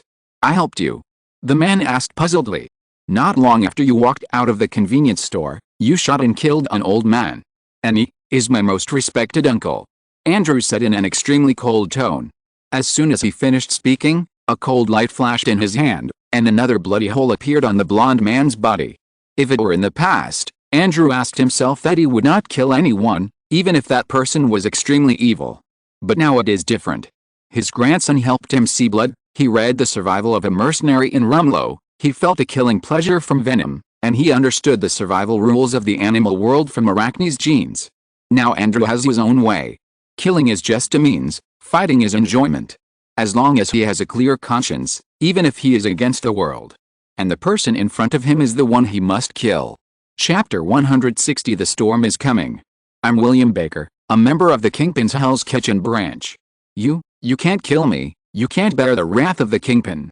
The moment he heard Andrew say that he killed his uncle, the blonde man's pupils shrank suddenly. He understood, finally understood, that the reason why he was tortured so much was because he killed an insignificant old man. At this point, William Baker has understood everything. This is not a so-called chivalrous act, but revenge. So, William, who was horrified, immediately reported his identity, hoping that the other party would be afraid of him because of his identity as a member of the Kingpin and let him go. Kingpin? Hell's Kitchen? It's them. Hearing this, Andrew frowned slightly, and his hand movements also stagnated. Ha, kid, it seems that you know our Kingpin. In this case, why don't you let me go quickly? In view of your ignorance, I will leave your body intact, and promise you that this matter will end here and I will never cause trouble to your family. William Baker saw Andrew stop moving, and immediately felt that there was a chance. After all, the reputation of the Kingpin gang is not just a boast, it is earned by countless gang members. Not to mention a mere kid, even the mayor of New York City has to bow his head and greet Kingpin honestly when he sees him. It seems that you have misunderstood something, Andrew said coldly, and as soon as he finished speaking, 8 spider legs instantly grew out from his back. The shadows of the legs were so fast that they were almost impossible to catch with a naked eye. In just a moment, William Baker was left with only a bloody skeleton. As for the flesh and internal organs, they had long been chopped into pieces by Andrew and fell to the ground. Kingpin gang, I didn't want to cause trouble to you. After all, this thing should have been done by that guy. But since you dare to attack me, you can't blame me. After leaving such a speech, Andrew immediately disappeared deep in the alley. Before taking action, there was one thing he had to do. The next day, the Daily Bugle and the New York Times published articles claiming to have received internal information. It has been confirmed that the Skynet of the Sun's gang is indeed composed of 2 people, and it has now been confirmed that the 2 Skynets have had an unknown conflict and have parted ways. In order to distinguish the 2 Skynets, the Daily Bugle changed the original Golden Skynet to Yellow Spider and the other Skynet to Poison Spider according to the requirements of the intelligence provider. As soon as the news came out, the people of New York were in an uproar. The Sun's gang has split. No wonder the Sun's gang has been tightening its territory again and again recently. It's confirmed that there are really 2 Skynets. Love it, both of them are my husbands, no one can compete with me. If the Yellow Spider refers to the costume of the Skynet, then what is the Poison Spider? I said it. Recently, I rarely see Skynet changing into that red and blue outfit. It turns out that it's just because they were originally 2 people. It's said that I haven't seen the Poison Spider for a long time recently. Has anyone seen it recently? On the official Twitter of the Sun's gang, discussions have been going on. Because of the Daily Bugle and the New York Times, the Grandson gang once again took the hot search. In a villa in Queens, the Maximov family finally left the original small apartment 4 months ago and moved into a new home. Unlike outsiders, the Maximov family did not explain that the boss behind legendary technology was Marfa, but they all tacitly accepted it. Since the sun has made a difference, it is natural to change to a better living condition. In this regard, Django only said that the times have changed and he's old. Hey, Marfa, have you read the news? Toby is on the hot search again. In the Villa restaurant, Wanda took a stack of newspapers and threw them in front of Marfa. What can I do? The people are not fools. This kind of thing will be discovered sooner or later. It's just that I'm curious about who provided the information of these 2 newspapers. Zola. Check it out. Marfa said after taking a sip of post-meal digestive tea. Okay, master. Zola's voice rang in a corner of the villa. As Marfa said before, Zola now not only has to develop helmet games, but also coordinate the project research of Legendary Technology's underground laboratory, supervise the entire Legendary Technology building for Marfa, and, in short, Zola is much busier than Jarvis. In short, even the donkey in the production team has an easier time than Zola. Fortunately, Marfa has already cast a mental imprint on Zola, otherwise Zola would have overturned the table long ago. After a moment. Master, by hacking into the monitoring system of the Daily Bugle, and then comparing all the suspicious persons, combined with other factors for comprehensive analysis. The possibility that this person is Toby is 2%, the possibility that he is Flush is 16%, the possibility that he is the new host of Venom is 1%, the possibility that he is Andrew is 80%, and the possibility of other factors is 1%. Andrew? What is this kid trying to do again? Marfa frowned and thought. Okay, don't worry about it. Marfa, didn't you like Chinese culture before? I made an appointment with Liu Mengli for you today. She is a real Chinese. There is nothing to say about her appearance. The key is that she is generous, gentle and dignified. I checked the information. What is this called? Oh, by the way, classical beauty. How about it, sister? I am reliable. Wanda rubbed Marfa's head and said proudly. Oh my God. Wanda, please forgive me. I'm very busy now. Very busy. Look at you and Pietro, you haven't stopped since half a year ago. From Americans to British, from Russians to French, from Koreans to Japanese, white people, Indians, yellow people, and even black people. I beg you, can you mess with Pietro? Marfa said with a look of grievance. No, you are the stud of our Maximov family, I mean the heir, the inheritance of the incense depends on you. Wanda said with a serious face. Don't we still have Pietro? Pietro is good, strong and healthy, and his tadpoles must be strong too. Hit the target every time, biu biu biu. Marfa argued. Pietro? He can't. Look at him, he is lazy all day long. As the saying goes, like dragons give birth to dragons, like phoenixes give birth to phoenixes, and the son of a mouse family can dig holes. Look at you, you haven't even graduated from high school, but you have already started a successful business. Your tadpoles are of good quality. Come on, the future of America depends on you. Marfa. As soon as Wanda finished speaking, Marfa instantly cast an invisibility spell on herself, and then quietly used the teleportation ring to cut through the space and try to escape. Just the next second, the whole villa began to tremble. Looking at Wanda at this time, her eyes were red, and her hands were tightly holding two balls of chaotic energy. You try to escape and let me see. If you dare to escape, I will dare to blow up your legendary technology. Wanda, Greek letter Omega, Gudong. Looking at Wanda, who was almost in a runaway state in front of her, Marfa felt two lines of tears unconsciously slipping from the corners of her eyes. Osborn Industries. Gwen Stacy was jogging into the building with a stack of information. Today, a group of students are coming to visit the Osborn Industries building.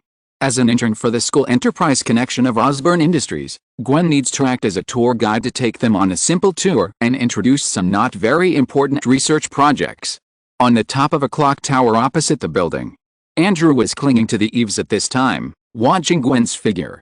I hope we can have the chance to see each other again. Andrew is not the kind of reckless person.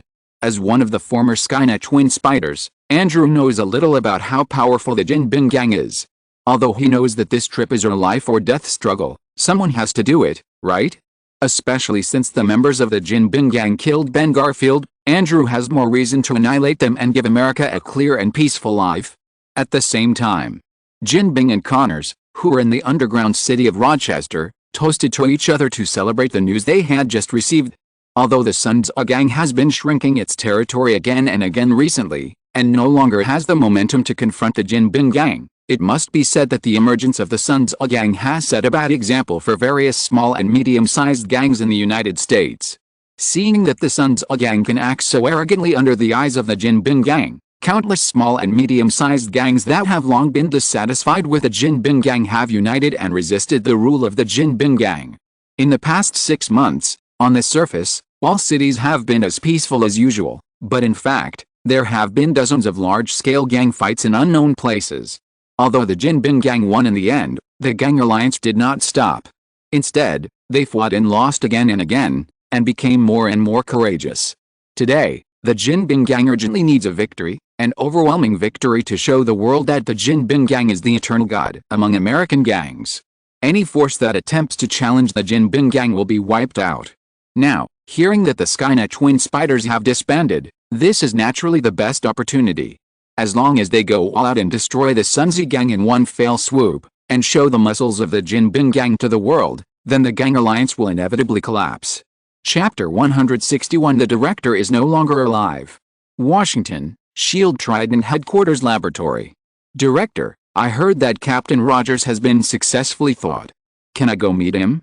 You know, he has always been my idol.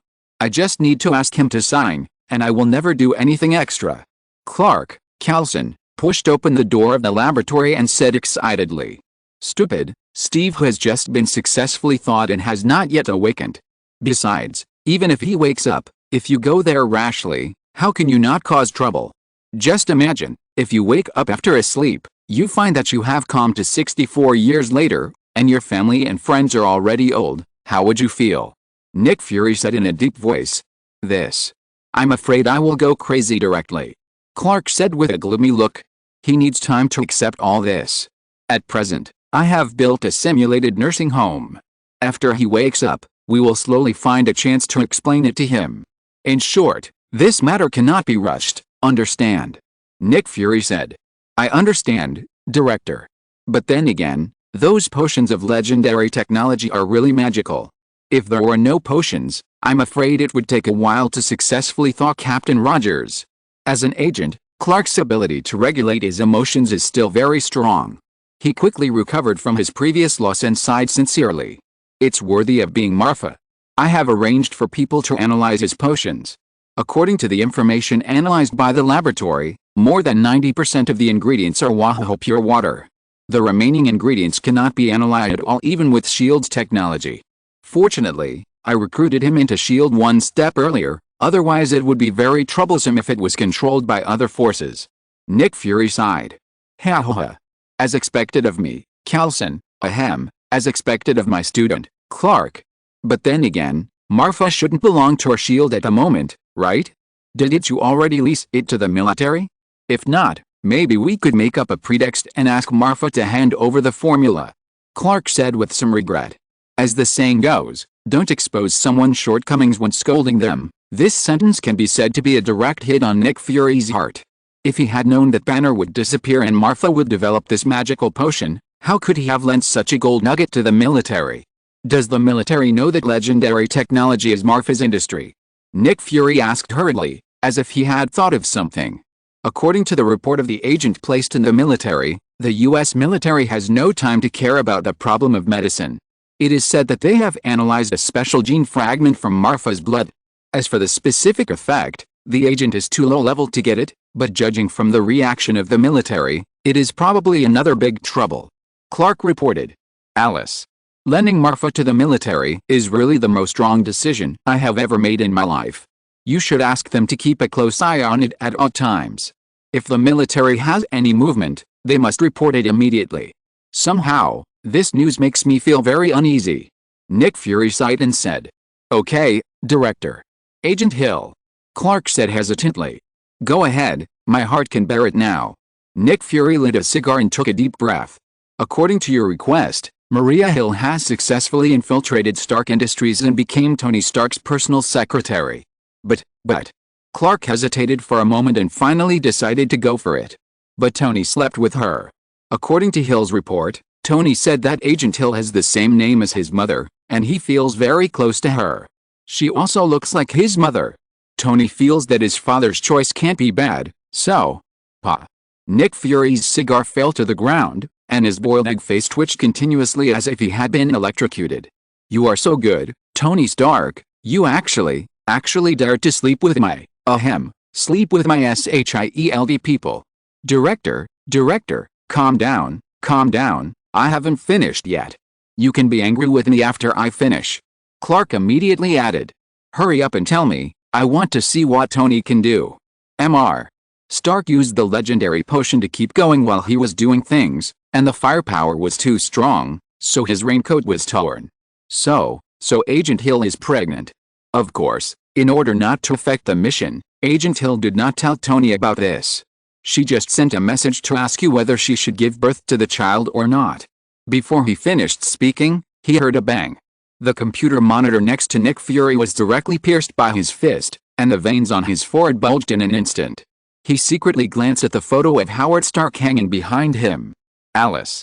After all, he is the son of Howard, one of the founders of SHIELD. Nick Fury thought so in his heart, but his fists were unconsciously clenched and made a rattling sound. One wrong move will lead to complete loss. If he had not let Marfa go to the military, he would not have had the leisure to start a company. If there was no legendary technology, Tony would not be so fierce. If Hill hadn't been allowed to lurk around Tony, then Tony wouldn't have slept with her. If Tony hadn't slept with her, it wouldn't have come to this. What did Agent Hill say? Nick Fury asked with a cold face. She meant that she wanted to quit her job and take good care of her baby. Hiss. Nick Fury felt his blood pressure soaring, and he felt a little dizzy. This was a case of losing both the wife and the army. And, is there any other bad news? Tell me all at once. Nick Fury asked, holding onto the table. No, but Pepper Potts is pregnant too. You know the slogan of the legendary technology potion, 1 bottle to refresh the mind, 2 bottles to never get tired, 3 bottles to live forever. As soon as the words fell, Nick Fury looked up and fell to the ground. What a scene. Times Square, New York. Finally saying goodbye to Liu Mengli, Marfa felt that she was about to die. What the hell is going on? In just half a year, Marfa dated nearly 100 girls. How could Wanda and Pietro have so many connections? This is unscientific. Hi. Marfa, long time no see. Just as Marfa lowered her head inside, a very clear female voice sounded. In an instant, Marfa couldn't help but shiver. Could it be that she met her ex-date by chance? Turning around, she saw that it was Gwen Stacy. What a coincidence. Can we sit together if it's convenient? Gwen said with a smile, Her voice was like a yellow warbler, making people feel comfortable. However, at this moment. Hi. Marfa, long time no see. How could such a familiar word seem familiar? Looking for the voice, it was another ex-date Martha Hammer. That is, the daughter of the CEO of Hammer Industries that Wanda mentioned at the beginning. Haha. Seeing that Marfa was so popular with the women, Gwen couldn't help but flash a trace of loneliness in her eyes. It seems that it is not convenient for you, so let's do it another day. After that, Gwen bowed slightly and prepared to leave. Hi. Marfa, long time no see. Marfa. Damn, is this someone causing trouble? In an instant, a bean-sized drop of sweat slid down from Marfa's forehead.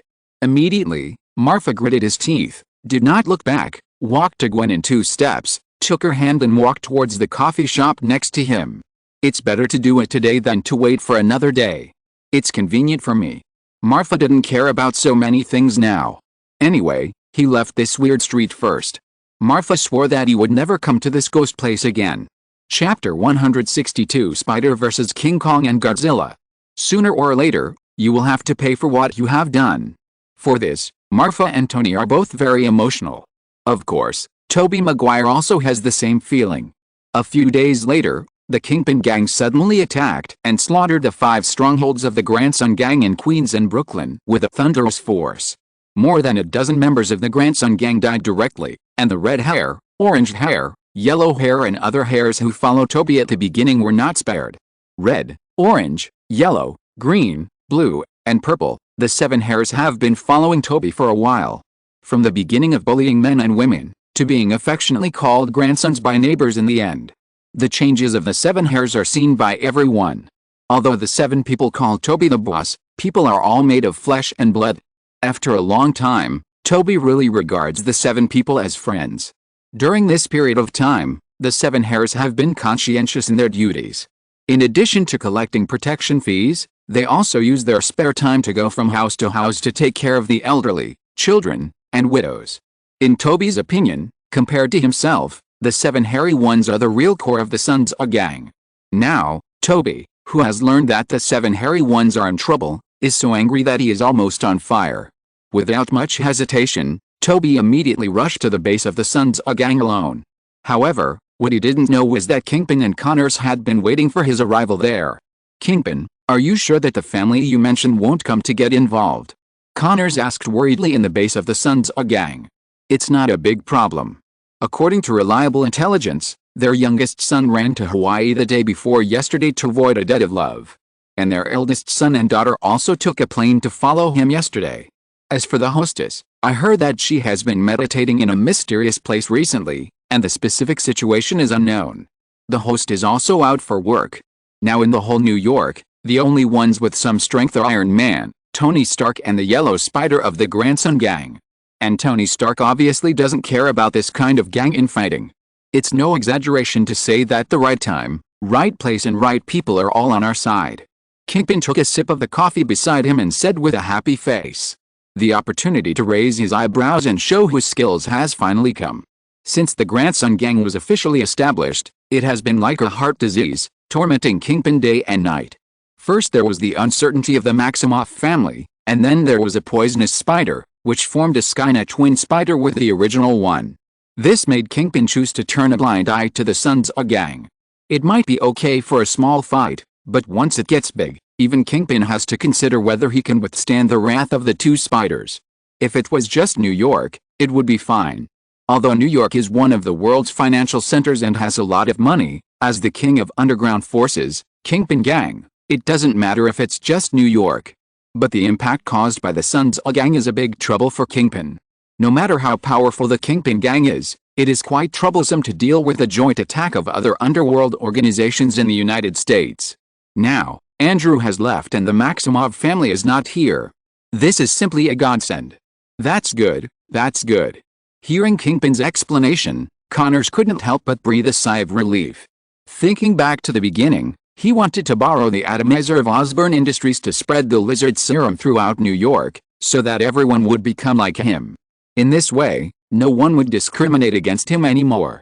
Connors even claimed to be the savior of mankind, because after injecting lizard serum, it is equivalent to improving the life level of human beings. Maybe at that time, He can build a lizard god cult or something, enjoy the admiration of thousands of people, and live a godlike life. However, after joining the Kingpin gang, Connors saw the battle video and related information of the Maximov family from the Kingpin gang. It was too horrible, it was simply a nightmare. Especially the scene of Natalia annihilating dozens of people in one move, which made Connors terrified. Lizard serum can indeed provide the injector with powerful regeneration ability, but if it is directly like Natalia annihilating the opponent into molecules or even atoms, let alone lizard serum, even dragon serum will not work. Kingpin, you fat man, dare to touch my people. At this time, Toby's angry roar came from the street. Well, it seems that Andrew is not here this time. Connors heard the words and murmured. After all, he and Charlie were friends at first, and the lizard serum was only made available with the help of Andrew. If it wasn't necessary, Connors didn't want to be Andrew's enemy. Of course, if Andrew didn't know how to behave and wanted to die, Connors wouldn't mind sending him off. Licking his lips with the lizard's long tongue, which was long enough to drive all women crazy, Connors couldn't help but smile evilly. It's a good opportunity to show the world what real power and real genius are. Those stupid humans who once laughed at my disability, those ignorant people who once looked down on me, it's time for you to repent, tremble, wail, and then surrender to me. Connor's eyes widened and he roared wildly. Really? But before that, you have to go to the funeral of the 7 furry ones and repent. As soon as the words fell, countless spider silk instantly wrapped around Connor's body. Then the stone slabs under his feet began to break, and countless sand and dust poured out from the stone slabs, and then rushed towards Connors along his legs. Good boy, it seems that I underestimated you. You actually got in through the back door without anyone noticing. Yes, Toby is really angry now, but he is not stupid, especially after receiving a period of agent training from Natasha. Toby gradually began to get used to using Natasha's combat style to fight. On the way here, Toby had recorded his voice with a small recorder, and then used a spider web to stick it to the main entrance of the Sunzi gang's base. Because there was a blank time of about 1 minute in the front of the recording, Toby had enough time to go around to the back door of the Sunzi gang's base. When the recorder sounded, it attracted the attention of everyone in the house, and Toby launched a surprise attack from the back door. In this way, he could catch the enemy off guard before he could react. Toby, as smart as I am, of course, things went just as Toby expected. When Connors and Kingpin heard the sound, they immediately looked in the direction of the sound and subconsciously entered a state of alert. However, they did not notice the slowly flowing sand and dust between the cracks of the stone slabs under their feet. Die? Seeing that his plan was successful, Toby would never give up such a good opportunity. He immediately turned his right hand into a spear and stabbed Connors with a traction of the spider silk shot out by his left hand. Seeing that the spear was about to pierce Connor's body, a black shadow jumped out from the side and punched Toby, who was about to succeed. Bang bang bang bang. After enduring this powerful punch, Toby felt that his whole body was about to fall apart. After breaking several tables in a row, he barely stopped his body with the help of sand. Hiss. It really hurts. Fortunately, the sandstorm helped, otherwise I would have been seriously injured by this punch alone. Toby murmured in his heart, and his eyes looked at the place where he was attacked before. He saw a huge, monkey? Ape? Well, it was a giant ape with a tail combing the hair on the back of his hand. Asshole, where did you come from? Toby cursed. Obviously, Toby and Andrew had seen Dr. Lizard Connors on the Williamsburg Bridge, but this giant ape muscle man in front of him was the first time Toby saw it. Ha ha ha, that's right, although our forces have fought countless times, this is the first time for the two of us to see each other. Then remember, the person who killed you is the king of the underground forces, the underworld emperor King Bing. As soon as the voice fell, the muscles on King Bing's legs suddenly began to swell, and then he ran towards Toby like a tank. Bang, bang, bang, bang. The huge body, the strong muscles, the hairy legs, and the sportswear that couldn't cover the giant python shaking as it ran, it was simply full of male hormones. Ahem, it was simply a human-shaped Tyrannosaurus. Here, the spider versus King Kong and Godzilla were playing, while on the other side, Hell's Kitchen was also enduring the baptism of blood and fire. That's right, Andrew was happily stealing crystals at this time.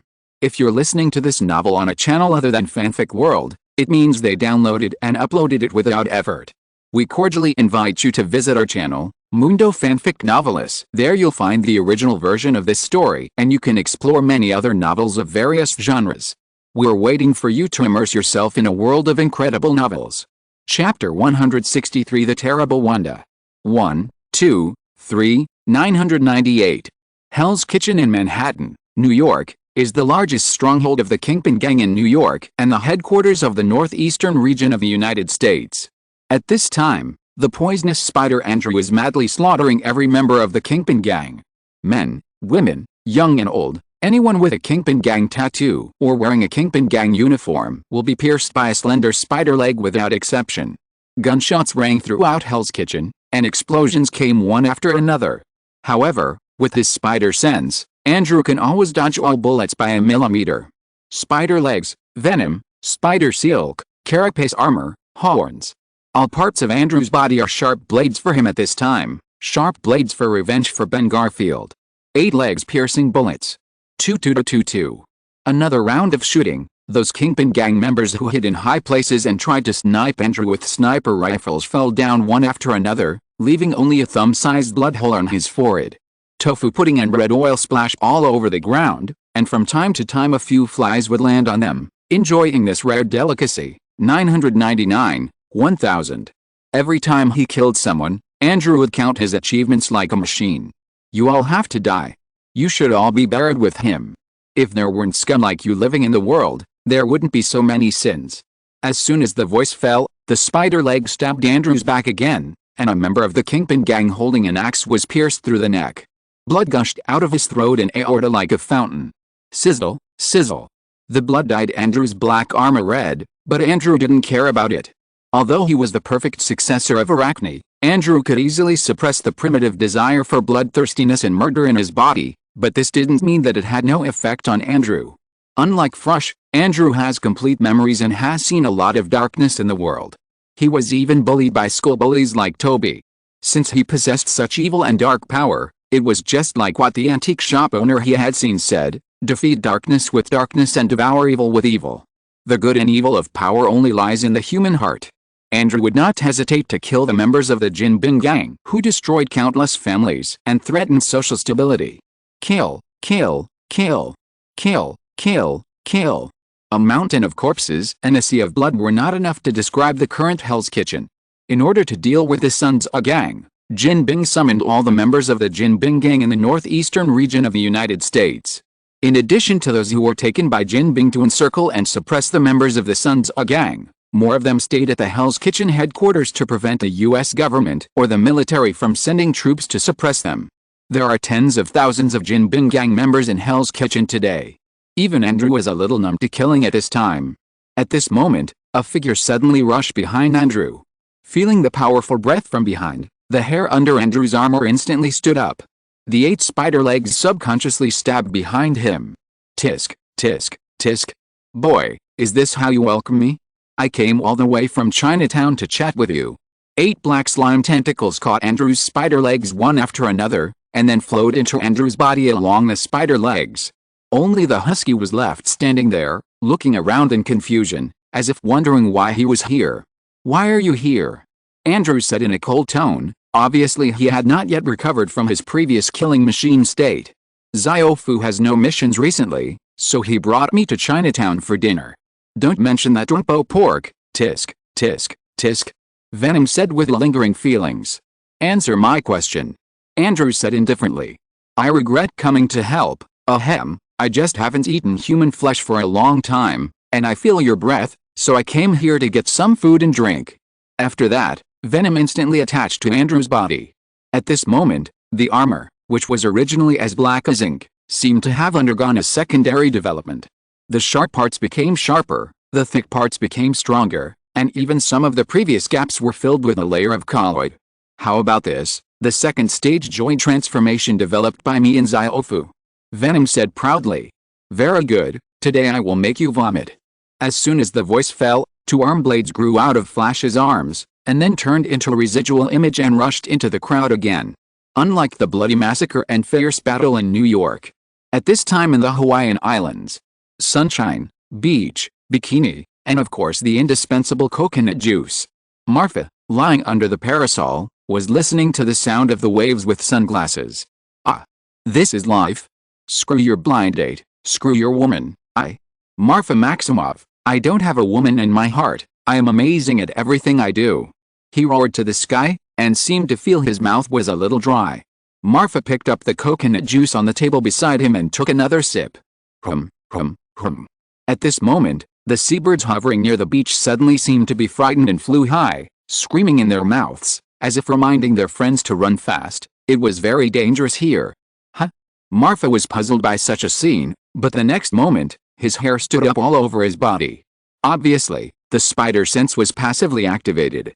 Is there danger? Marfa instinctively realized that something was wrong, and immediately prepared to get up to check. But the next second, the recliner under Marfa flew up with Marfa. Oh no! Looking at the scarlet energy that wrapped around him, Marfa changed color in horror. Wanda. I was wrong, I know I was wrong. I shouldn't have sneaked to Hawaii alone, I shouldn't have let you and Pietro down. Marfa, who was suspended in the air, yelled. The sound immediately attracted the attention of the people around him. Looking at the figure floating in the air with the recliner, countless people started talking, some screamed, some laughed, but more took out their phones and started forwarding Facebook. Now you know you're wrong? It's too late. Look at me, the invincible Hot Wheels. As soon as the voice fell, Marfa and the recliner under him began to spin at high speed. Forget about football and basketball, even the wheels of a Ferrari are not as fast as Marfa's current speed. In an instant, Marfa felt his stomach churning, and the coconut juice he had just drunk kept overflowing from the corners of his mouth. The pupils in his eyes had long disappeared, and those who didn't know would think he changed his surname to Hinata. Quick, stop, I know, I'm wrong. The voice was intermittent, but it could not hide the sadness on Marfa's face. Is it wrong? No, how could it be? How could you, Colonel Maximov, be wrong? Wanda, Greek letter psi, feel the style of Galileo. Gravity acceleration, infinite elevator. As soon as the voice fell, Marfa's body and the recliner under him instantly rose into the air like a cannonball, and in the blink of an eye he appeared thousands of meters high. Then, under the effect of chaos magic, Marfa immediately began to accelerate his fall. Under the gravity acceleration and magic propulsion, the air was like a hammer, beating Marfa's handsome face crazily. At this time, Marfa, let alone talking, as long as he opened his mouth, a lot of wind would directly pour into his mouth, making his mouth bulge like a balloon. No, I'm going to be played to death by Wanda. I must think of a way. With his mind racing, Marfa immediately manipulated telekinesis, trying to break free from the control of chaos magic. However, people learn things in different ways, and they specialize in different skills. Although Marfa's telekinesis inherited some of the characteristics of Wanda's chaos magic and the spatial power of the space gem, it was much weaker than Wanda's in terms of strength. Zion, help me! Marfa shouted in his heart. The silver mucus instantly turned into a huge parachute, trying to slow down Marfa's body's descent. However, the next second, a stone shot out from Pietro's hand behind Wanda. With the amplification of the Phantom, and Pietro's increasingly good control over his abilities, the destructive power of this reef that he picked up from the ground was no less than that of an ordinary mortar. Especially now that Marfa was still in an accelerated fall, under relative motion, this ordinary reef had reached the peak of his life. Bang! The parachute transformed by the riot was easily pierced by the reef, and Marfa's body accelerated again. Just as it was about to fall to the ground, Marfa's body suddenly stopped. Then it continued to rise at a high speed. Fall at a high speed. Rise at a high speed. Fall at a high speed. 10 minutes later, Marfa collapsed to the ground, his eyes rolled back, and he foamed at the mouth. He only felt that his soul was still rising at a high speed, falling at a high speed. Chapter 164 Emergency Rescue. Was it wrong? Wanda asked coldly with her hands on her hips. Wrong, I was wrong. Marfa burst into tears and her mentality collapsed. What was wrong? Wanda continued to ask. Everything was wrong. Marfa, seeing the lost lamb in front of her deeply realize her mistakes, Wanda couldn't help but feel relieved. Seeing this, Pietro's legs trembled and his whole body was blurred. Fortunately, thanks to my parents for giving birth to a third child, otherwise, I would have been the one to suffer. At this time, Pietro had no idea that it was precisely because of his idea that he would one day in the future use his ability to break through the speed of light to go back to the past and quietly pierce a Durex with a needle. And Marfa will never know that it was not the system that really made her born, but... ahem, let's not talk about it for now. After reaching a series of very equal treaties with Wanda, Wanda's anger was finally calmed down. The face that was like a demon on earth before also showed an angelic smile again. That, ahem, Wanda, have you ever considered that you are actually the backbone of the Maximov family? Look at you, your appearance is unparalleled in the world, your figure is rare in the world, and your personality is even more brutal, ahem, I mean your personality is even more gentle and considerate. In fact, the inheritance of the Maximov family is enough with you. Marfa flattered and deceived. I don't ask Wanda to have 2 children in 3 years, but I ask her to spend more time on herself and don't toss Marfa for no reason. However, Wanda was quite pleased to hear the first half of the sentence, but her face turned cold again after hearing the whole sentence. Do you want to evade responsibility? Think about your father who works tirelessly every day, and your mother who is busy and keeps the house in order. Can you bear to see them without successors? Me? I will change my surname after I get married, and my children will naturally not be able to inherit the Maximoff family. Little brother, you should pay more attention. Wanda persuaded earnestly, wishing she could pull a woman over to let Marfa do the work. Oh my god. Vision. Help. At this moment, Marfa actually had the idea of going back to New York immediately and asking Tony to make Vision. No matter what kind of robot he is, at most he can let Vision be his son-in-law. Of course, this idea was just a flash. After all, she is her biological sister, and Marfa will not really push her into the fire pit. Ding ding ding. At this moment, Wanda's mobile phone rang. When she opened it, Toby. Why did he call her? With a face full of doubts, Wanda answered the phone. Contact Marfa, save me, hurry. Go back to New York. Toby's voice was quite weak on the other end of the phone, and it was obvious that he was in a very bad state. Damn it. What happened? Marfa's 5 senses had already made a qualitative leap with the improvement of his level, so he could naturally hear the voice in Wanda's phone clearly. Zola. As if thinking of something, Marfa immediately took out his mobile phone from the storage backpack and called the tool man. Master, something bad has happened. The Kingpin gang has just massacred the Sons of gang. Toby was defeated by a monkey, no, it might be an ape, and a lizard. Now he is seriously injured and hiding at the sewer entrance of number 38 in Queens. Zola spoke first before Marfa could ask. Why didn't you notify me earlier? Marfa frowned slightly. Your phone probably didn't have a signal just now. I confirmed your location through satellite positioning and sent a notification to everyone around you, but no one responded to me. Then I controlled a nearby drone and waved it in front of you, but you ignored it. Zola said aggrievedly. Without further ado, Marfa immediately took out the teleportation ring from the storage backpack. Swish. The space was cut by the teleportation ring again. Wanda, Pietro. He winked at the 2 people beside him, and Wanda and Pietro understood instantly. The 3 of them passed through the space cracks one after another, and when they appeared again, they had already arrived in Queens, New York. Pietro, take these 2 bottles of potion, go to the sewer exit number 38 immediately, and feed the potion to him. Wanda, you come with me, we will go to meet Godzilla and King Kong now. Marfa commanded. Then, it seemed that he thought of something. Summon the skeleton technique. Zaya obey. You are responsible for the coordination. All the members of the Jinbin gang, leave no one alive, kill them. However, this time, Xiaobei did not nod in Karakara as he did in the past. Xiaobei. Marfa frowned slightly, somewhat dissatisfied with the tempered Xiaobei in front of him. Karakara, Karakara, Karakara, Karakara. Xiaobei kept gesturing with his skeleton fingers, obviously complaining about something. Hey. Xiaoyan, you translate it. As soon as the voice fell, silver mucus gushed out of Marfa's body and directly attached to Xiaobei. Leonardo made a brilliant appearance again. Master, Xiaoyan is my pet, and you promised to give it to me.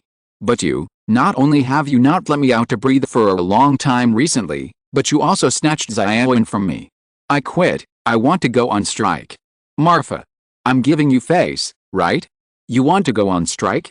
You, a skeleton, want to breathe? Seeing Xiaobei, who was arrogant and proud, not Leo now, Marfa couldn't help but have a headache. Xiaobai, stop making trouble. Let's do this. I will wax your skeleton with my own hands tonight. Wanda saw that Marfa was having a hard time ending the situation, so she spoke immediately. But Xiaobai suddenly turned around and looked at Wanda with a dog-licking look on his face. Really? Big sister is still good to me. Humph. After saying that, he led the riot and rushed forward without looking back, fearing that if he ran a step slower, the riot would be taken back by Marfa. There was no way.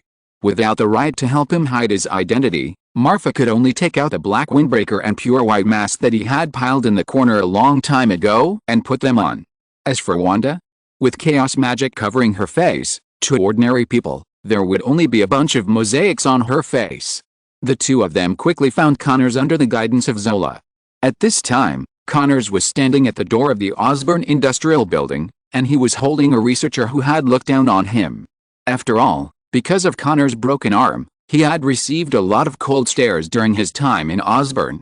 If not, Connors would not have been so close to Andrew's father, and they would have been together for life. Cough cough. Zola, where's the monkey you mentioned? Where did he go?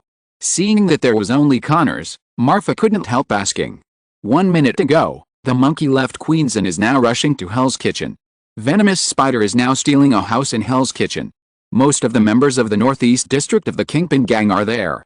Since there are few surveillance cameras in Hell's Kitchen, satellite surveillance cannot detect the specific situation in the house. So the situation of Venomous Spider cannot be determined for the time being. Zola replied. Stealing a house? Did Andrew break up with Toby? Why did he show up to help Toby at this time? Coincidence? Or does he have other plans? Marfa was a little confused, but this did not prevent him from dealing with the troublesome guy in front of him first. Wanda, you or me? Marfa asked Wanda beside him. After all, it was just a Connors.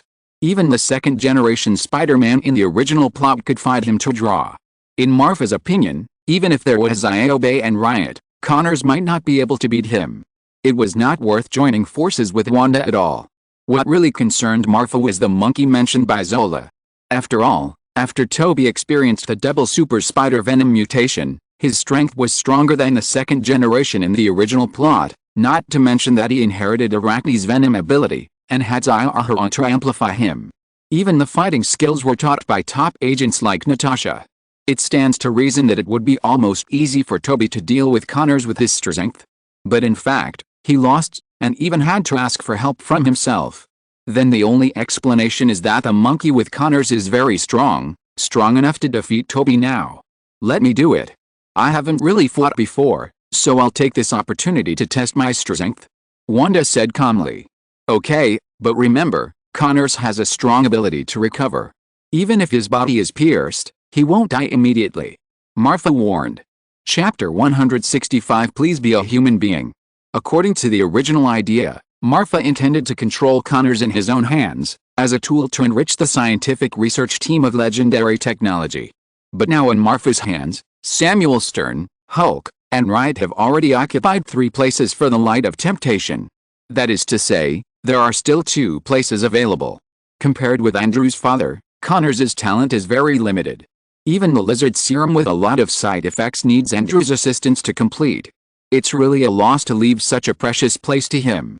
But if Connors is killed, although the system will most likely only reward some experience and even some game time, it is better than nothing. After all, game time is the most reliable way for Marfa to improve its strength. Swish. Not far away, Connors tore off the researcher's arm, and the uncontrollable excitement on his face made people astonished. Ha, do you feel it? My pain. How many floors do you have to carry a bag of rice to? Feel the pain. How many floors do you have to carry a bag of rice to? Think about the pain. There are so many rice in the first generation? Accept the pain. After saying that, Connor's eyes were bloodshot, and he planned to end the researcher's life without caring that he had already fainted from the pain. But his raised claws could not swing down. Huh? Connors frowned, and the green scales on his face stood up. After trying his best to turn his head, Connors was stunned. Then, an incomparable sense of fear instantly climbed into his heart. Although he couldn't see the other person's face clearly, but the figure, the scarlet light, and the undulating waves, the peaks and ridges, the towering clouds, The proud standing. Ahem. Isn't it the woman I saw in the video footage of the Kingpin gang? You are Natalia Maximov. Connors subconsciously let go of his hand, revealing a look of horror. He wanted to run away directly, but found that his body had been wrapped in a scarlet energy and he could not move at all. No, it's impossible. Did they say that this woman was in meditation? How could she appear here? Could it be that the researcher just now was his lover? Connors, who thought he had figured out everything in his mind, felt that he was not feeling well. The world is so big, how could it be such a coincidence? Let me go, I will heal his broken limbs for him, I have the skills. I will definitely give you a lover who is as good as new. Connors said tremblingly. But the next second, the scarlet energy that bound Connors began to devour. No, to be precise, it annihilated his flesh and blood. With the invasion of the scarlet energy, Connors' arms, legs and tail began to disappear in the wind like dust. In just a few breaths, it completely turned into a human stick and fell to the ground. Ah, is that it? I haven't even tried hard yet, and he fell down. Wanda looked at Marfa behind her with a bored look. And Connors, who was lying on the ground, also looked over in the direction of Wanda's gaze. Shadow. How could it be? I know, you are the third child of the Maximov family. Did you go to Hawaii to avoid your love debt? No, this is an illusion. Connors muttered like crazy, not believing his eyes at all. Look, even the small animals know about your avoidance of love debt. Wanda looked at Marfa beside her with a strange face and mocked. In response, Marfa could only cover his head. Damn, this is really a pot that is not open. Leave it to you, too weak, too lazy to dirty my hands. After that, Wanda turned around and left, with a look of disappointment on her face. Connors was too weak, so weak that she was exhausted before she could vent her desire to fight. No. You can't kill me. I'm useful, I can join you. I have lizard serum. I can form a lizard army for you. Connors shouted hoarsely. Zion, eat him. Godzilla is delicious and unique. Marfa had no interest in Connors' joining. The research project of legendary technology was too sensitive, and whether it was Bruce Banner, Samuel Stern, or even Betty, they were all wanted by the military. In view of Samuel Stern's betrayal before, Marfa had no interest in people who could not be fully controlled. Not to mention this mediocre talent in front of him. If Connors could really fight Wanda for 3 days and 3 nights, Marfa might consider giving him a chance, but it was obvious that he was not worth it under the current circumstances. Me? Eat him? Master, are you sure you're not kidding? Little Leo came over with a look of disgust. Connors, who was lying on the ground and whose 5 limbs had already begun to regenerate, heard this and immediately widened his eyes. What a joke, eating yourself. This joke is not funny at all. Especially when he looked at the handsome Leonardo in front of him, he was full of disbelief. Eat it. Although the lizard serum is not a good thing, if you can inherit its recovery and regeneration ability and integrate it with your own recovery and regeneration ability, it is also quite good. Marfa said seriously. Things like lizard serum, which has side effects no less than Hulk serum and is weak, Marfa is not interested at all. But as the saying goes, make the best use of everything, just treat it as a meal for Riot. That, little lizard. Actually, your appearance is quite disgusting, but since it is the master's request, I can't help it. As he said, little Leo rubbed his hands and walked towards Connors with a smirk on his face. Let me go. Connors' eyes suddenly became fierce when he was halfway through his words. His 5 limbs suddenly stretched out from the wound, and then without saying a word, he whipped Leo with his tail. Bang! A heavy impact sounded. Leo put his arms across his body and easily blocked Connors' tail attack. Little Silver, stop playing, hurry up. Marfa urged on the side. As Marfa's voice fell, countless silver mucus with a metallic luster instantly gushed out of Leo's body, entangled Connors' 6 limbs like steel cables, and easily pulled them off. Ah! A heart-wrenching scream sounded. Connors' eyes almost popped out of his head in pain. Compared with Wanda's instant annihilation, Leo's hard pulling was obviously more painful. More importantly, Wanda was a girl after all. When she attacked earlier, she only destroyed 5 limbs including the tail, but what about Leo? He actually tore off 6 limbs in one breath. Crunch! Crunch! Leo's mouth instantly opened, revealing his terrifying mouth full of fangs, and without saying a word, He stuffed Connor's 5 limbs into his mouth and chewed them. The next second, Leo's eyes were shining. Oh. Master really didn't lie to me. I've eaten a lot of bullwhips and sheep whips, but this is the first time I've eaten lizard whips. It really tastes good. After saying that, Leo actually let go of Connor's and let him fall to the ground. Then, snap! The silver whip lashed Connor's fiercely, and his skin and flesh were instantly torn apart, and countless scales mixed with flesh and skin fell to the ground. Hurry up, regenerate quickly, I want to eat another one. Little Leo said with an evil face, which made Marfa feel sick. At this time, Connor's eyes were already dull and his face was full of despair. He was a doctor and a person with extraordinary abilities, but he had fallen to this point. It was too bullying. You kill me. I will not give in, I can't grow anymore. Connor said with a serious face, and his words were full of determination to die generously. However, the ability to regenerate is his instinct, so how could he stop regenerating just because he didn't want to regenerate? It didn't take long for the new 6 limbs to grow out again. Sizzle. The 6 limbs broke again. Crack, crack. Dot. Zion, hurry up, let's go catch monkeys after eating. Have you eaten monkey whips? Marfa was completely convinced. He didn't expect that he had activated the strange attribute of rioting without noticing it for a while. Hearing this, little Leo's eyes flickered instantly. Without saying a word, he swallowed Connor's body in one gulp. Crunch, crunch. Let's go, master, I want to eat a monkey. Ling. Congratulations to the host for successfully killing Dr. Lizard, Curtis Kurt Connors, and reward the host with 4,000 experience points. Ling. Congratulations to the host for successfully deflecting the MCU plot, and reward the host with 500 minutes of game time. The current remaining game time is 4,400 minutes. Please keep up the good work. What's going on? Why is it only 500 minutes of game time? Hearing the system prompt in his ear, Marfa couldn't help but frown slightly. But soon he also reacted. The plot of Dr. Lizard was not originally an orthodox MCU plot. It can be said that its appearance was an accident, and it might even be caused by Marfa's butterfly effect. Killing Dr. Lizard can also be said to have helped the Muck plot get back on track to a certain extent. So the reward is naturally very low. At this time, accompanied by a blue shadow flashing by, Pietro has successfully found Toby and brought him over. It must be said that Zola's navigation is awesome. As long as you are on Earth, you will never get lost. Chapter 166 Spare Tire Andrew. Well, Marfa, thank you so much, you saved my life again. Toby said with some gratitude. Zola said you lost her monkey? What does that mean? Can't Xiao Wang help you recover quickly? Marfa has personally tested the healing ability of the symbiote. Not to mention ordinary injuries, even if Toby was beaten to a comminuted fracture, it would only take less than a few minutes for Sandstorm to heal him as well as before. The monkey you are talking about is Kingpin himself.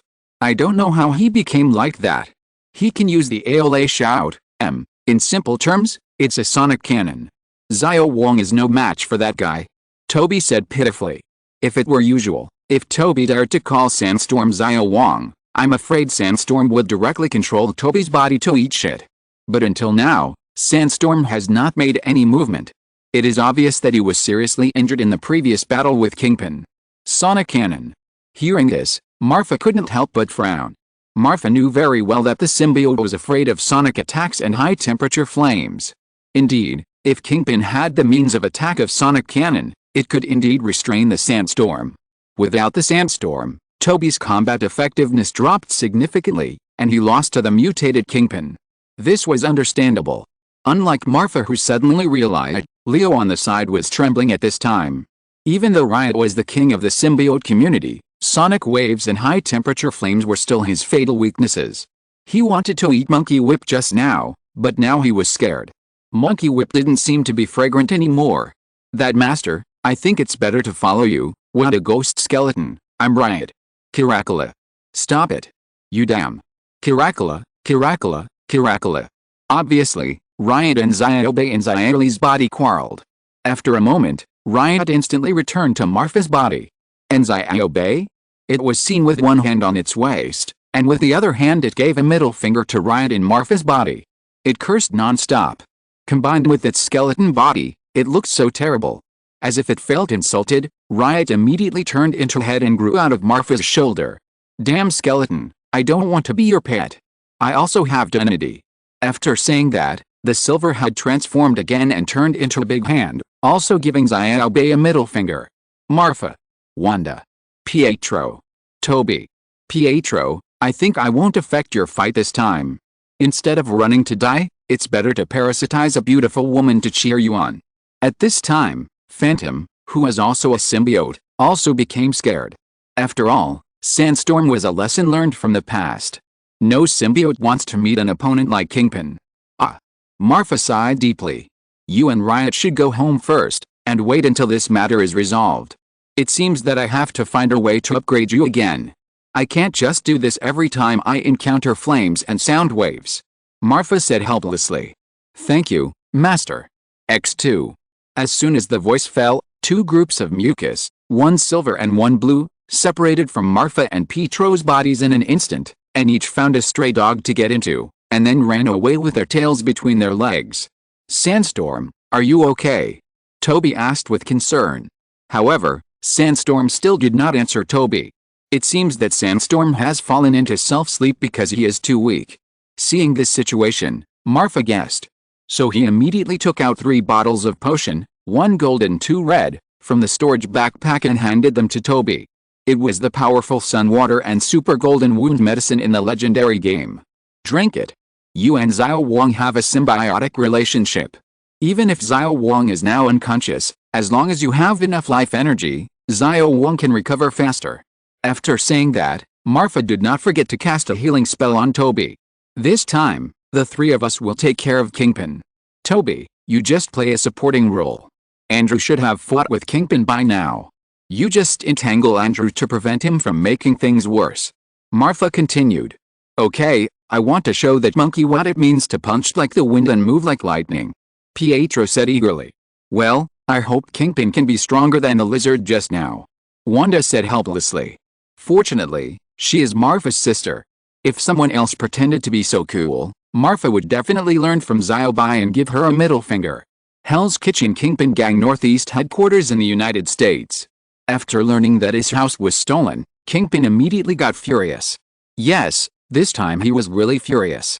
Kingpin's monkey hair stood up like it was attracted by static electricity, perfectly interpreting the term furry monkey. So, Kingpin didn't bother to look for the yellow spider, and immediately rushed towards Hell's Kitchen, not noticing that Connors didn't follow him at all. In just a few minutes, after destroying countless walls and street lights, Kingpin finally arrived at Hell's Kitchen in Manhattan. But what was displayed in front of him was not Hell's Kitchen at all, but a real hell on earth.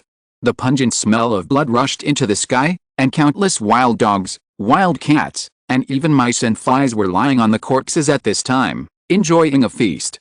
Roar. The angry roar resounded throughout the entire Hell's Kitchen at this moment, and countless glass shattered under the resonance of sound waves. Boy, the troublesome guy is coming. Feeling Kingpin's powerful breath, Venom immediately reminded Andrew. Let's go out and take a look. After saying that, Andrew stabbed the spider leg through the hearts of 2 members of the Jinping gang, and said murderously. Since the help of Venom, Andrew felt like he had eaten Zuanmei, and he couldn't stop at all. Kill 1 if 1 comes, kill 2 if 2 come. Even some ordinary gun attacks, Andrew was too lazy to hide. Anyway, with Venom, he could recover from his injuries in the blink of an eye. Tireless and ignoring guns, Andrew's killing efficiency has increased a lot. Look. Are you crazy, kid?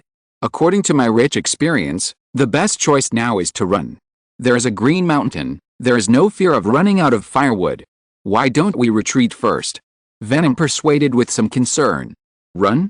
Impossible, no one can stop me, Andrew. I swear not to. Before he finished speaking, a fluffy figure appeared in front of Andrew with a strong wind. Perhaps you should listen to your commander's advice, Andrew Garfield. That's right, the person who came was the Kingpin who had just rushed over from Queens. Although he didn't see the earphone in Andrew's ear, with the extraordinary perception ability he gained after the mutation, Kingpin still heard the conversation between Andrew and Venom. Of course, Kingpin didn't know about the symbiote, so he just thought that Andrew is using some kind of microcommunication device. Boy, I'm going to withdraw first, you should run away too. This time Venom learned his lesson and didn't make a sound directly, but conveyed what he wanted to express to Andrew through mental communication. After saying that, without waiting for Andrew to answer, he quietly seeped out from Andrew's legs. If ordinary people saw this scene, they would definitely think that Andrew was scared to pee. But Kingpin was not like that. Although the lights in the room were dim, Kingpin still noticed that there was more and more black mucus under Andrew's feet. Oh. As expected of the Skynet twin spiders, even the abilities are so similar. So do you want to control the sand and fight me like the yellow spider? Kingpin said with a disdainful smile on his face. In the previous battle with Toby, Kingpin did suffer a great loss at the hands of the sandstorm, but fortunately he accidentally discovered that as long as he used an AOA shot on the sand attacking him, the sand would automatically disintegrate. And Toby's fighting power would also weaken as he continued to shout. Kingpin, who had long known this information, would never miss the opportunity in front of him. He immediately opened his bloody mouth and aimed at Andrew. AOA shout. Ow! A sound wave as thick as a bucket sprayed out from Kingpin's mouth along with a roar. The sound wave was like a substance, and even without any detection means, it could be seen clearly with the naked eye. At the critical moment, Andrew casually cut a huge stone slab from the ground with his spider legs and threw it in the direction of the sound wave. Bang!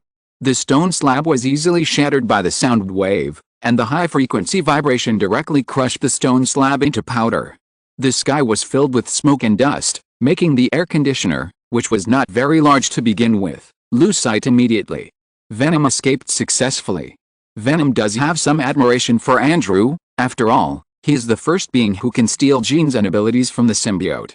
Moreover, compared to Flash, Andrew's decisive and ruthless character, who would start fighting at the slightest disagreement, makes Venom feel very much like him. But it's just admiration. To put it bluntly, he is a spare tire.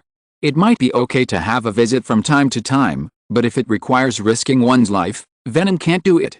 The wife, Flash, is still alive and well. How could Venom abandon her and share life and death with a mistress? If it was Flash who was fighting now, Venom might still be able to stage a drama of deep love between master and servant in life and death together with Flash. But if it was Andrew. Chapter 167 Spider vs. King Kong. Damn kid, give up. Resistance before death is futile. One of the Skynet twin spiders is dead. Your former friend is waiting for you in hell. Why don't you die to pay for your sins and accompany him? Ha ha ha. In the smoke and dust, Jin Bing's voice resounded throughout the room. Jin Bing, who had been sitting in a high position for a long time, had not enjoyed such a refreshing fight as today. In the past, despite relying on power and money, there would be a large number of world-class boxers feeding him moves and accompanying him in training every day. But on the one hand, Jin Bing's own strength was too strong, and on the other hand, no one dared to really kill Jin Bing. Over time, in order to better hone himself, Jin Bing could only use quantity to make up for quality, from the initial 1 Vote 1 to the final 1 Vote 10. Even so, those so-called world-class boxers could not meet Jin Bing's needs. The previous battle with Toby was a hearty and refreshing experience for Jin Bing. The exhilarating feeling of hitting the opponent with every punch, the thrill of trying to kill the opponent with every move. Kingpin felt like he was back to his childhood, when he carried a machete and chopped from Manhattan to Brooklyn, and from Brooklyn to Queens every day. Territory and money are indeed very important to Kingpin. After the battle with Toby, Kingpin's thoughts have changed a little. This kind of exciting battle is so fascinating that Kingpin can't stop. For this reason, after hearing that the headquarters of Hell's Kitchen was stolen, Kingpin decisively gave up chasing Toby. Sparing him might bring more fun to Kingpin. But after seeing Andrew, Kingpin's excitement, which had just stopped, could not help but burn again. Too much alike, Andrew and Toby are so much alike. Even their abilities are so similar, which is great news for Kingpin. Is there a twin service? As for telling Andrew that Toby was dead, it was naturally Kingpin's way of provoking Andrew. Although the two had parted ways, they had once carried guns together and been stabbed together. Kingpin understood this kind of brotherhood that was unique to gang members better than anyone else. Andrew's commander had previously suggested that he escape. If he didn't get provoked, wouldn't Kingpin be at a loss if he really ran away? What? He's dead. Sure enough, after hearing Kingpin say that Toby had been killed, Andrew's already erupting volcano exploded instantly like a nuclear warhead. Not to mention the friendship in the past, Andrew owed Toby a big favor just for Toby's care for May Garfield in the past few months. Andrew felt guilty whenever he thought of May's husband's death and then his only relative, himself. If it weren't for Toby, Andrew could even imagine how miserable May would live. But Toby was dead. Died at the hands of the man in front of him. The spiritual sustenance that May had just found disappeared again. Galila. The crackling sound of the knuckles produced by clenching fists sounded particularly crisp in this not-so-big room. 8 swords style, wild wind. Absolute slash. With Andrew's loud shout, countless strong winds spread out from Andrew. Then, Andrew moved to Kingpin's front at a high speed as if teleporting, supported himself with his hands, aimed his legs at Kingpin's chin and kicked up. In an instant, the airflow around Andrew's body was like a small tornado, wrapping around Kingpin. Now. Swish. Swish. In less than a breath, Andrew used the spider legs on his back as sharp blades and slashed wildly towards the cyclone centered on Kingpin. As the spider legs swung out, air blades formed by extremely compressed air poured into the cyclone. This is what it means to be cut into pieces. Haha. Ha ha ha. Ha ha ha. So cool. So cool. This is simply wonderful. Ha ha ha. Kingpin in the cyclone, feeling the air blades that kept cutting him, laughed heartily. Kingpin. I would like to call you the strongest underworld besides me. Ha. Kingpin shouted loudly after he finished speaking. Waves of sound continued to spread outward with Kingpin as the center. The cyclone mixed with countless air blades collapsed and disappeared in a short moment. How is it possible? Andrew was stunned. Although this move has not been completely perfected, it took Andrew nearly half a year to develop it. Even at the current level, it is enough to easily kill the big lizard that once fought him to a draw on the Williamsburg Bridge. However, facing Kingpin, he was so easily resolved. Looking at Kingpin again, his tendon meat is still very firm, and even the hair is not broken. Andrew obviously couldn't accept such a result. Damn it. In that case, the dance of the wire flower. As Andrew finished his words, the 8 spider legs immediately twisted into a cone-shaped spear like a twist, and with Andrew's extremely fast sprint, it rushed straight towards Kingpin. Not enough. As if thinking of something, the next moment, a large amount of emerald green venom instantly gushed out of the cone-shaped spear, and Andrew's mouth also spit out huge spider webs one after another, covering Kingpin. Good boy. In every dark corner, venom was parasitizing a mouse that came to eat the corpse. The black little eye stared at the battle between Andrew and Kingpin not far away without blinking. Not only did he completely master the ability of Rush in just half a year, but he also developed a move like 8 Swords Flow, Furious Breath slash based on this without any help. Venom murmured secretly. If Ziofu had such a talent, I wouldn't have to worry about him all day. Forget it, I'd better go. He should be able to deal with that monkey now. Venom thought secretly in his heart. But before he could get into the cave, the battle situation changed again. Interesting. Since you have used so many moves, why not try my moves? Kingpin said excitedly. As soon as the voice fell, his figure disappeared from Andrew's side in an instant. So fast. Andrew was shocked, and the spider sense was activated in an instant. The left, no. The right, no. Too fast. The opponent seemed to know that I have the ability to predict danger, so I have been adjusting the attack angle. Damn, it's right in front. At the moment when the spider sense confirmed that the danger was coming, Kingpin had already arrived in front of Andrew. Sky Punch. Brick Splitting. Earth Throw. Crow, take a plane. Kingpin's attack was not as fancy as Andrew's, it was purely based on powerful strength and speed. The Kingpin is now talking about the power to break all laws. The simple 4-stroke combo in Kingpin's hands is connected very smoothly. The little mouse, Venom, on the side was stunned. Slipped away. Can't beat, can't beat. This is simply courting death. No wonder the combination of Sandstorm and the guy named Toby was killed. Can't afford to offend, can't afford to offend. Let's go to Ziofu to eat steak. I want to eat rare this time. Thinking of this, Venom no longer hesitated and immediately went into the mouse hole and left the battlefield. At this time, Andrew, after enduring Kingpin's 4-stroke combo, had already been breathing out more than breathing in. The whole person was deeply embedded in a 5-meter deep pit without moving, and blood kept flowing out of his mouth. Bye, I'm really, sorry, I can't avenge you. Looking at the dark ceiling, Andrew said with his last bit of strength. HMPH, I'm so disappointed. He's not as good as the yellow spider before. He fought with me for a quarter of an hour. Kingpin said with some meaning. In fact, the reason why Toby was able to hold on for a quarter of an hour was mainly because he was constantly consuming Kingpin through sand control. In addition, Kingpin didn't know the weakness of the symbiote at the beginning, so every time Toby was beaten, he could recover quickly under the effect of the symbiote. But Andrew is different. Poison Peo ran away immediately after seeing Kingpin. Without the cooperation of the symbiote, and Andrew's ability was more inclined to close combat, he was defeated by Kingpin in just a few rounds. Go to hell, you are much more boring than Yellow Spider. Kingpin said without a trace of emotion. Trample, trample, trample.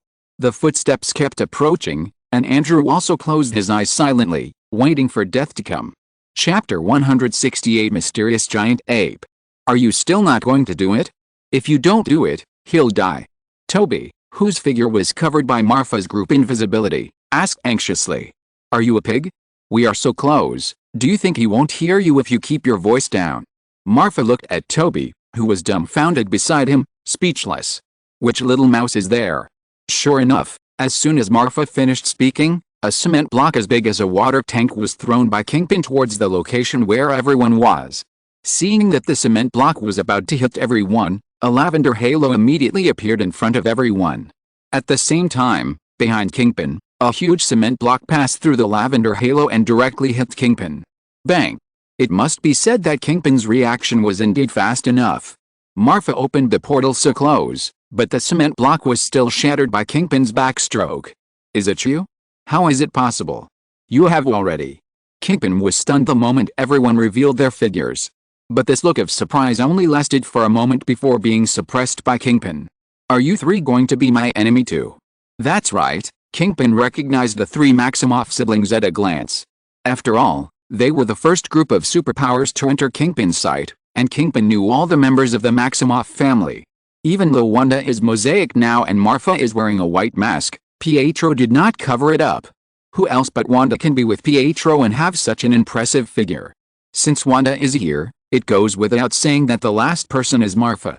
It's not that we want to be your enemy, but that you want to be your enemy with S.H.I.E.L.D. Don't you know?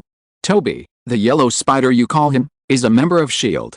You dare to annihilate S.H.I.E.L.D.'s subordinate forces privately, which is really bold and reckless. Marfa curled the corner of his mouth and said disdainfully. Ho-ha ho-ha, ho-ha ho-ha, ho-ha ho-ha. Upon hearing this, Jinbing couldn't help but burst into laughter. How do you know I don't know? If our Kingpin gang doesn't even have this little intelligence capability, how can we spread our business all over the United States and even the world? Andrew Garfield, codenamed Venomous Spider, is a traitor to SHIELD. He secretly took away an important surveillance target of SHIELD and betrayed SHIELD. Tobey Maguire, codenamed Yellow Spider, is a non-staff member of SHIELD.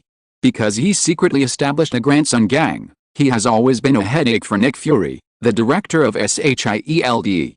Do you think that if I kill this traitor and the headache together, what is the probability that Nick Fury will cause trouble for me? My Kingpin gang is spread all over the world. Do you know how much intelligence we can provide to SHIELD? Do you know how much sponsorship I give to SHIELD every year? You are just a kid. Who gave you the courage to stand in front of me and speak nonsense? Do you really think that if I win you over, you can shit on my head? Facing the Maximoff family, Kingpin still had some concerns, so he gave enough face to answer Marfa's question. If it were an ordinary person, with Kingpin's temper, he would have taken action long ago. Me? Baby?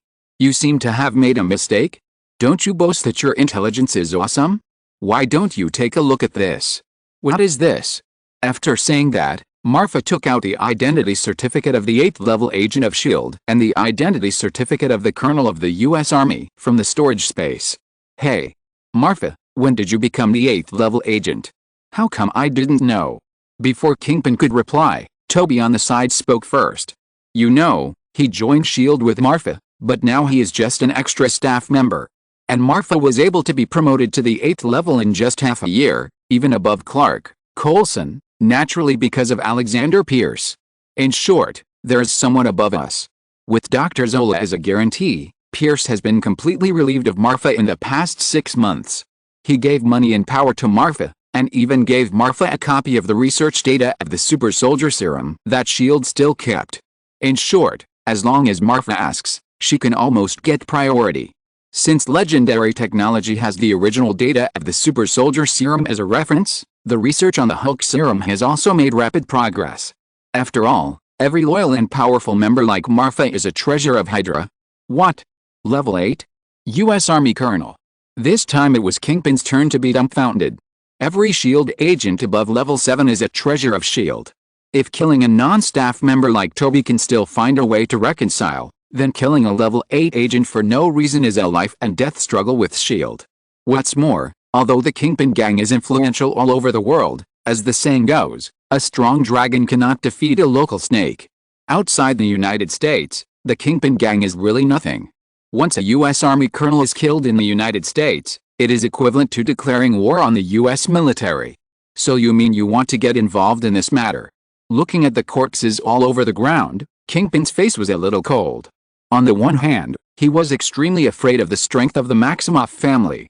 On the other hand, whether it was offending S.H.I.E.L.D. or the U.S. military, it would be extremely detrimental to the development of the Kingpin gang. What do you think? Toby is my little brother. If you bully him, it is equivalent to slapping my face.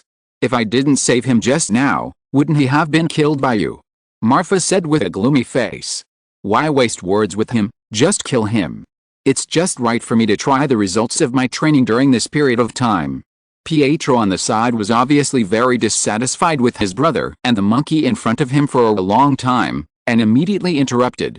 In fact, Marfa was not going to kill Kingpin again after killing Connors. The reason why he wanted to keep Kingpin was not that Marfa suddenly believed in Buddhism, or that he was a saint. The main reason was that Connors' killing reward was more like a warning to Marfa from the system. The reason why Marfa could gain power in the legendary system was to get game points by deflecting the plot, and then strengthen himself in the way of games. Killing characters such as Connors and Kingpin, who did not originally exist in the Marvel movie plot, is actually just helping the MCU to correct the plot, and the system rewards that can be obtained are too small. Instead of killing them, it is better to leave them to mess around. The more chaotic the plot is, the easier it is to make trouble, and the greater the profit of Marfa will naturally be. If they can use Kingpin's hand to overthrow S.H.I.E.L.D., it is conceivable that Marfa will definitely make a lot of money. Marfa is naturally clear about the gains and losses. Keeping Kingpin is obviously more beneficial than harmful for Marfa. But is Kingpin a good person to talk to? Or is he a chess piece willing to be manipulated by others? Obviously neither. He is the emperor of the underworld, a murderer and an out-and-out hero. For such a person, it is as difficult as ascending to heaven to manipulate him at will. If you don't use the light of temptation, it is almost impossible to control Kingpin, and Marfa has already calculated the last 2 places for the light of temptation. Obviously, Kingpin is not the lucky half. If possible, Marfa would rather become a partner with Kingpin. With Kingpin's help, it would be much easier to plan many things. However, Marfa is too subjective after all. Not everyone in the world knows themselves. There are always some people who become arrogant after getting a little strength, money or status. For example, the one in front of you. In terms of money, Kingpin's wealth is not much worse than Tony, whose assets have shrunk significantly due to the delisting of Stark Industries. In terms of status, as the boss of Kingpin's gang, he is even more powerful. Even the head of a state has to greet Kingpin with a smile after seeing him. In terms of strength, Kingpin, who has just defeated Toby and Andrew, is even more arrogant and high-spirited. If anyone reaches Kingpin's level and doesn't make a fuss, it would be really unscientific. Ha, is that so? I underestimated your family of freaks after all. But if you think that you can make me afraid with S.H.I.E.L.D. and the US military, you look down on me too much? You know, the dead won't leak information. As long as you are all killed, no one will know what happened here. The reason why Kingpin dared to say this was not because he really lost himself in the powerful force, as Marfa thought. But he still had a trump card that was powerful enough to make him afraid. Kingpin asked himself, with his current strength, it was indeed a bit arrogant to want to deal with the Maximoff family that gave him nightmares. The final result may be that he would die. Even if he survived by chance, he would be extremely passive when facing the anger from S.H.I.E.L.D. and the military. But if he used that trump card, Kingpin was confident that he would really eliminate everyone present in the shortest time, as he said. By then, there would be no evidence. As long as Kingpin did it cleanly enough, he would definitely be able to make a big deal out of a small matter. His trump card was the giant ape that his men had killed on a small island in the Indian Ocean. After first discovering the giant ape, Jin Bing had his sights set on the giant ape. That full moon night is still Jin Bing's nightmare. In that battle, Jin Bing's gang suffered countless casualties, but the giant ape was as brave and durable as if it had taken a blue pill. In addition to nuclear weapons, Jin Bing used almost all methods, but still could not hurt the giant ape. The battle lasted for a long time, from evening to sunrise. Just when Jin Bing was about to give up, the giant ape was actually broken. Seeing this, Jin Bing immediately ordered to increase firepower and kill it at all costs. However, the next battle was unexpectedly simple. Although ordinary thermal weapons still could not hurt the giant ape, heavy weapons were very effective against the giant ape. After Jin Bing's gang had been bombarded with heavy weapons for less than an hour, the giant ape died. Why the strength of the giant ape was so different before and after, this question troubled Jin Bing for a long time. Until Connors showed up. On a full moon night after being injected with a giant ape serum, Kingpin was originally training as usual. But that night, while talking, Kingpin took out a small device from his pocket with a weird look on his face and threw it towards the sky. In an instant, the small device illuminated the whole room like a bright moon. Feeling the infiltration of the moonlight, Kingpin's mouth corners could not help but slightly curl up, revealing an expression of determination to win. Roar. Chapter 169 Steel Gekumen? Gekumen evolves. Steel. Gekumen. Ahem. When his eyes gradually adapted to the dazzling light, Marfa finally saw everything clearly. At the same time, Marfa had this thought in his mind. That's right, Kingpin evolved. What appeared in front of everyone was no longer the fluffy giant ape from before, but a giant ape with a metallic luster all over its body. Well, it's still a giant ape. Bang bang bang. Kingpin patted his chest, and the sound of metal collision made him very satisfied.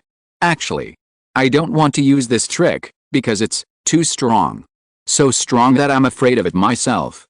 While speaking, Kingpin looked at his body with a bit of obsession. With that look, if you didn't know, you would think he was looking at a charming beauty. It's you who forced me to do it. Forced me to use this godlike power. Forced me to step on your corpses and reach the pinnacle of power. Marfa. Wanda. Pietro. Toby. Don't you think he's crazy? Pietro asked with embarrassment after listening to Kingpin's extremely immature words. Yes. X3. As soon as the voice fell, Pietro's figure disappeared in an instant. Then, with a burst of sound, the bright room instantly returned to its previous dim appearance. There is no doubt that Pietro had just used his ability to rush to the device that emitted moonlight and destroyed it. From extremely bright to extremely dark, except for Marfa, everyone's vision fell into darkness. This is the natural reaction of the pupil to adapt to the change in light. No one is exempt from it. The only difference is the length of time it takes to adapt. Marfa was not affected because he had just returned from the Maldives. Sunny beach, bikini, sunglasses, lounge chair, coconut juice. Just when Pietro rushed out, Marfa had already taken out sunglasses from the storage backpack. Alice, why's life is always so tough? Marfa couldn't help but sigh.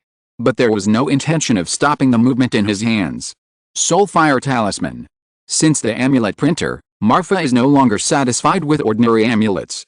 What he threw out now is Tony Stark's secret version of the amulet, which is made of high-quality mahogany pulp. After 9,981 complex processes, the paper fibers are mixed with a lot of arsenic and Dana explosives. Arsenic may not be familiar to many people, but if it comes to arsenic, Dallin, take medicine.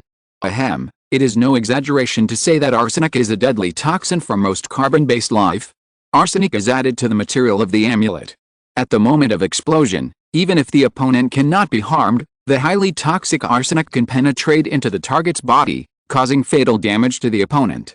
As for Dana Dynamite, it was invented by A.B. Nobel in 1866. It is a new type of explosive made by mixing nitroglycerin and wood pulp. It was later improved several times to produce the later colloid dynamite. Applying a layer of Dana Dynamite on the surface of the amulet can not only greatly improve the waterproof properties of the amulet, but also maximize the explosive power of the Soulfire amulet.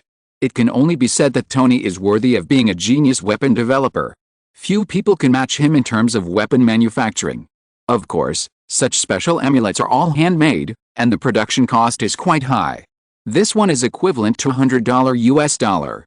The quantity is limited, and Marfa usually hides it and is reluctant to use it. If the opponent this time was not Kingpin, Marfa would not take out this treasure at the bottom of the box. Boom.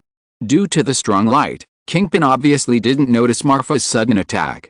Unlike before, the special amulet turned the flames of the explosion blue under the blessing of the level 3 Soulfire Talisman skill.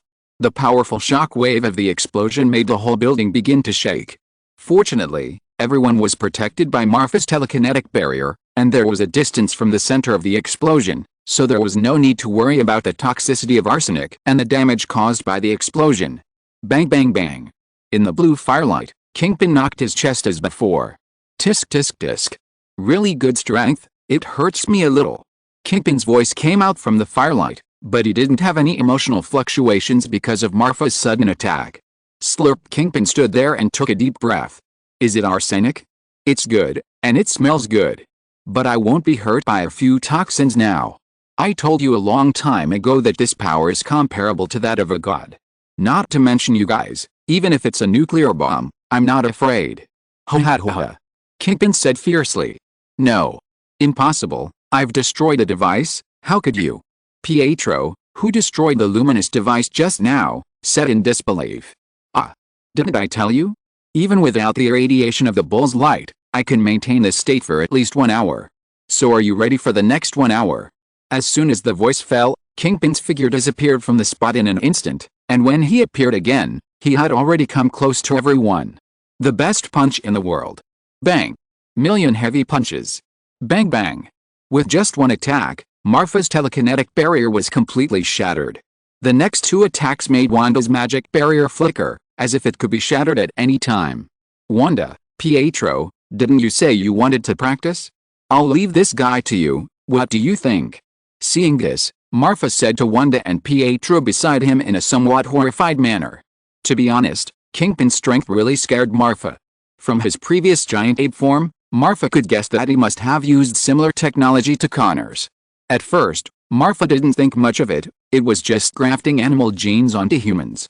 Obadiah had done something similar before, but he used electric ray genes. Changing the soup but not the medicine, how strong can it be? But when Kingpin used that small device, Marfa realized his mistake. Genes that can react to light and greatly enhance strength can never be ordinary animal genes. It's not that there are no werewolf legends on Earth. The kind of monsters that will transform when facing the moon have been passed down in European and American culture for thousands of years. But they do not include monkeys or giant apes. In Marvel Comics, Kingpin has many people with extraordinary abilities, but he never despises the so-called power. This is enough to show that Kingpin has a high vision and a deep mind. But after injecting the giant ape serum, Kingpin appeared in everyone's sight, and even led his troops to destroy the Sunzi gang. Then the only explanation is that Kingpin now has enough confidence to challenge any force. As the saying goes, if you don't make a sound, you will be shocked. This is exactly what Kingpin is like. Don't talk nonsense. If you have any tricks, hurry up. I can't hold on for too long. His power is too strong. At this time, Wanda's forehead has begun to sweat. Obviously, in order to protect the 3 people behind her, Wanda has tried her best. Is poison ineffective? I don't believe it. Poisoning. Poisoning. Red. Poisoning. Green. As Marfa threw out 3 skills, as expected, Kingpin's metallic luster immediately glowed green. Then, achoo, puff. But unlike what Marfa had expected, Kingpin's fart actually contained a lot of red and green fine dust. Fuck. Self-detoxification function. Marfa was stunned. Indeed, Kingpin was not immune to poisoning. But he could metabolize the toxins in his body quickly by farting. What's the difference between this and being immune to all poisons? Marfa never expected that the 3 consecutive poisonings that had always been successful would fail on Kingpin this time. If you're listening to this novel on a channel other than Fanfic World, it means they downloaded and uploaded it without effort. We cordially invite you to visit our channel, Mundo Fanfic Novelis. There you'll find the original version of this story and you can explore many other novels of various genres. We're waiting for you to immerse yourself in a world of incredible novels. Chapter 170 I Can Fly With My Mouth. Now Marfa was embarrassed. The symbiote could not be used. The Soulfire Talisman had little effect even when using the enhanced version of the amulet. Although the 3 consecutive poison spells were effective, Kingpin's farts could remove poisons by themselves, which meant that he could only be poisoned with red and green poisons after the poisoning effect ended, and could no longer be poisoned with sneezing and diarrhea. In this way, Kingpin's attack power and attack rhythm could not be affected. As for telekinesis, didn't you see that Wanda's original chaos magic was in danger? In front of such a fierce man, what use was there for telekinesis? At most, it was just to use its special ability to assist. Marfa, hurry up. Use all your tricks. Wanda urged anxiously. Kingpin's fists were not vegetarians. The continuous punches kept falling on the magic shield. At most, the shield would not be able to hold on for a few dozen seconds. That? Wanda. If I say I have no tricks, do you believe me? Marfa said weakly. Pietro, Cyrillic letter de, Toby, Wanda, Cyrillic letter de, it's time, stop messing around, hurry up and deal with her. Wanda frowned and scolded. Whether it's Toby, Wanda or Pietro, in everyone's eyes, Marfa is omnipotent and invincible. No matter what situation you encounter, if you can't solve it, just find Marfa, it's definitely right. From Agatha to Flush, from Flush to Obadiah, from Obadiah to Agatha, Why is Agatha twice? Carlton, Connors. Marfa has long been equated with reliability in everyone's eyes. Whether it's being injured, encountering a powerful enemy, or having no money, or a sow having a difficult birth. In short, finding Marfa when there is a problem has long become the best choice for everyone subconsciously. It is precisely because of this that everyone will be fearless when facing any problem. But now Marfa actually said that he had no more tricks. Who would believe this? Marfa. I really have no more tricks, you have to believe me. The 3 shook their heads in unison. Ha ha ha. Ha ha ha. I've already said that my power is comparable to that of gods. Let alone Marfa, even if I call your parents, what can I do? Kingpin. I am fearless. Die? Aole roar. As he spoke, Kingpin suddenly stepped back a few steps. Then he opened his mouth and sprayed a sound wave towards the location where everyone was. If the sound wave power used to deal with Andrew and Toby before was just a small river, then the sound wave power now is a vast ocean. 120 degrees wide angle attack. Anything that appeared in front of Kingpin was shaken into powder in the moment the sound wave passed. Wanda, reduce the protective shield. Everyone line up and squat down to reduce the attack as much as possible. Marfa hurriedly commanded. With Pietro's help, the 4-man team immediately lined up neatly and squatted down as a phantom passed by. Wanda stood alone in the front, outputting chaos magic at full power to maintain the magic shield. Seeing that the magic shield was about to go out, Marfa immediately opened a half-person high portal in front of Wanda. Zilla. The magic shield shattered like glass. Obviously, the strength of Kingpin's roar had exceeded Wanda's endurance limit. Seeing this, Kingpin immediately showed joy and increased his output strength. However, the next second, with a scream, Kingpin was blown into the sky. Only a huge hole was left on the already shaky roof. That's right, just now, Marfa directly connected the other end of the portal to Kingpin's crotch. The powerful audio shock wave directly blew Kingpin away. Kingpin's defense is so strong that even the Soulfire Talisman cast by Marfa with the enhanced amulet cannot be shaken. Kingpin's attack is so strong that even Wanda today can hardly resist it. But what if he attacks his shield with his own spear? This is the solution Marfa came up with. The only problem is that there will be a delay of nearly 1 second in the process of establishing the space connection. Therefore, this trick is not very suitable for Kingpin's lightning-fast close-range attack. But if it is used against a long-range output, such as Aole how that requires charging and continuous power, it has a very significant effect.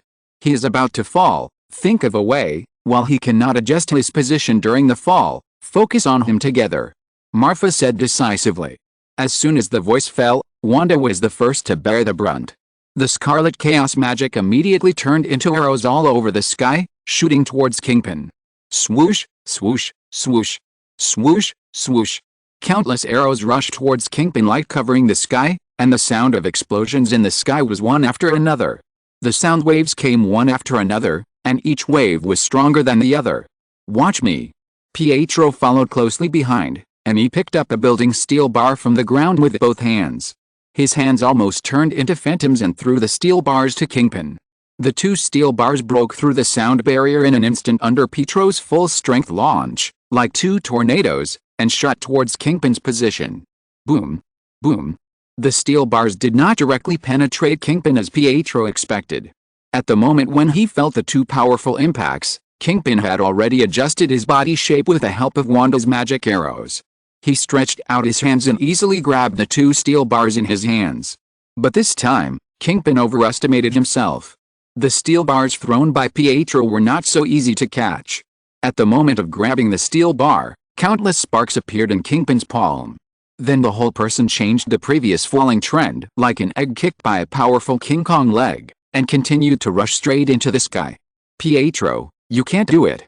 When can you throw the steel bar at the second cosmic speed and shoot Kingpin directly out of the atmosphere? You will graduate. Marfa said with some regret. What? The second cosmic speed? 11.2 kilometers per second? Are you kidding? That's more than 30 times the speed of sound. Why don't you go to the sky? Pietro said with disdain. If he throws now, even with a phantom bonus, it is still far from the first cosmic speed of 7.9 kilometers per second, let alone the second cosmic speed. If he really reaches that level of strength, doesn't it mean that Pietro can throw anyone he doesn't like into outer space with just a throw? To achieve this level, at least he has to train himself bald first. At this time, at an altitude of 48 kilometers in the stratosphere, Kingpin was speechless as he watched the plane flying by him. Damn, you bastard, you actually threw me here. Kingpin was not worried that he would turn into a meat pie if he fell from this height. After all, when he was about to land, he could fire an aolehao at the ground and use the reaction force of the sonic cannon to reduce the force of falling. Coupled with his extremely strong physique, it was absolutely impossible for Kingpin to fall to death. But if he fell like this, it was certain that before Kingpin landed, Pietro would definitely throw something else and continue to send him to the sky. This was very painful. Could he still land? What if the other party tossed like this for an hour and exceeded his own strengthening time? Hey! Wait! Aolehao! As if he had thought of something, Kingpin immediately raised his head and fired an aolehao at the horizontal drop. Driven by the powerful reaction force, Kingpin's body instantly moved dozens of kilometers horizontally. It's the stratosphere, the air is thin and the resistance is small. If it were the surface, I wouldn't be able to move tens of kilometers with just one move. Kingpin thought so in his heart, but a smile appeared on his face.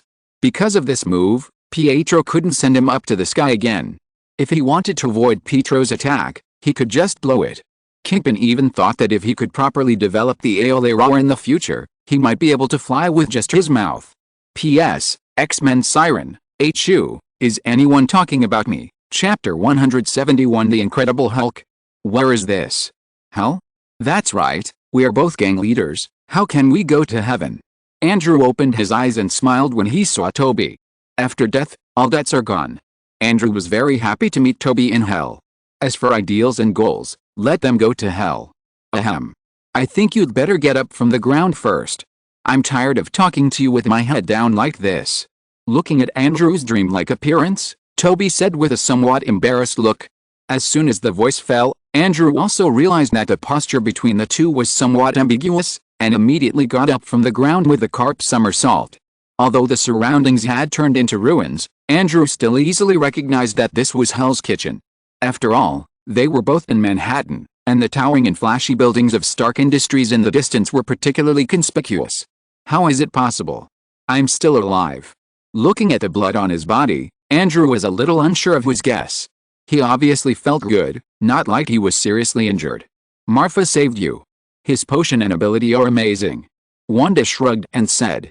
Wanda. After hearing this very familiar voice, Andrew turned around and found Wanda and Pietro standing behind him. After all, the three of them were classmates in the same class. Now that they have been apart for half a year, it is indeed a bit awkward to meet in this way. You mean Marfa? Where is he? Andrew clenched his fists and said as if he had thought of something. After all, he did not forget that Marfa was the target he needed to challenge next.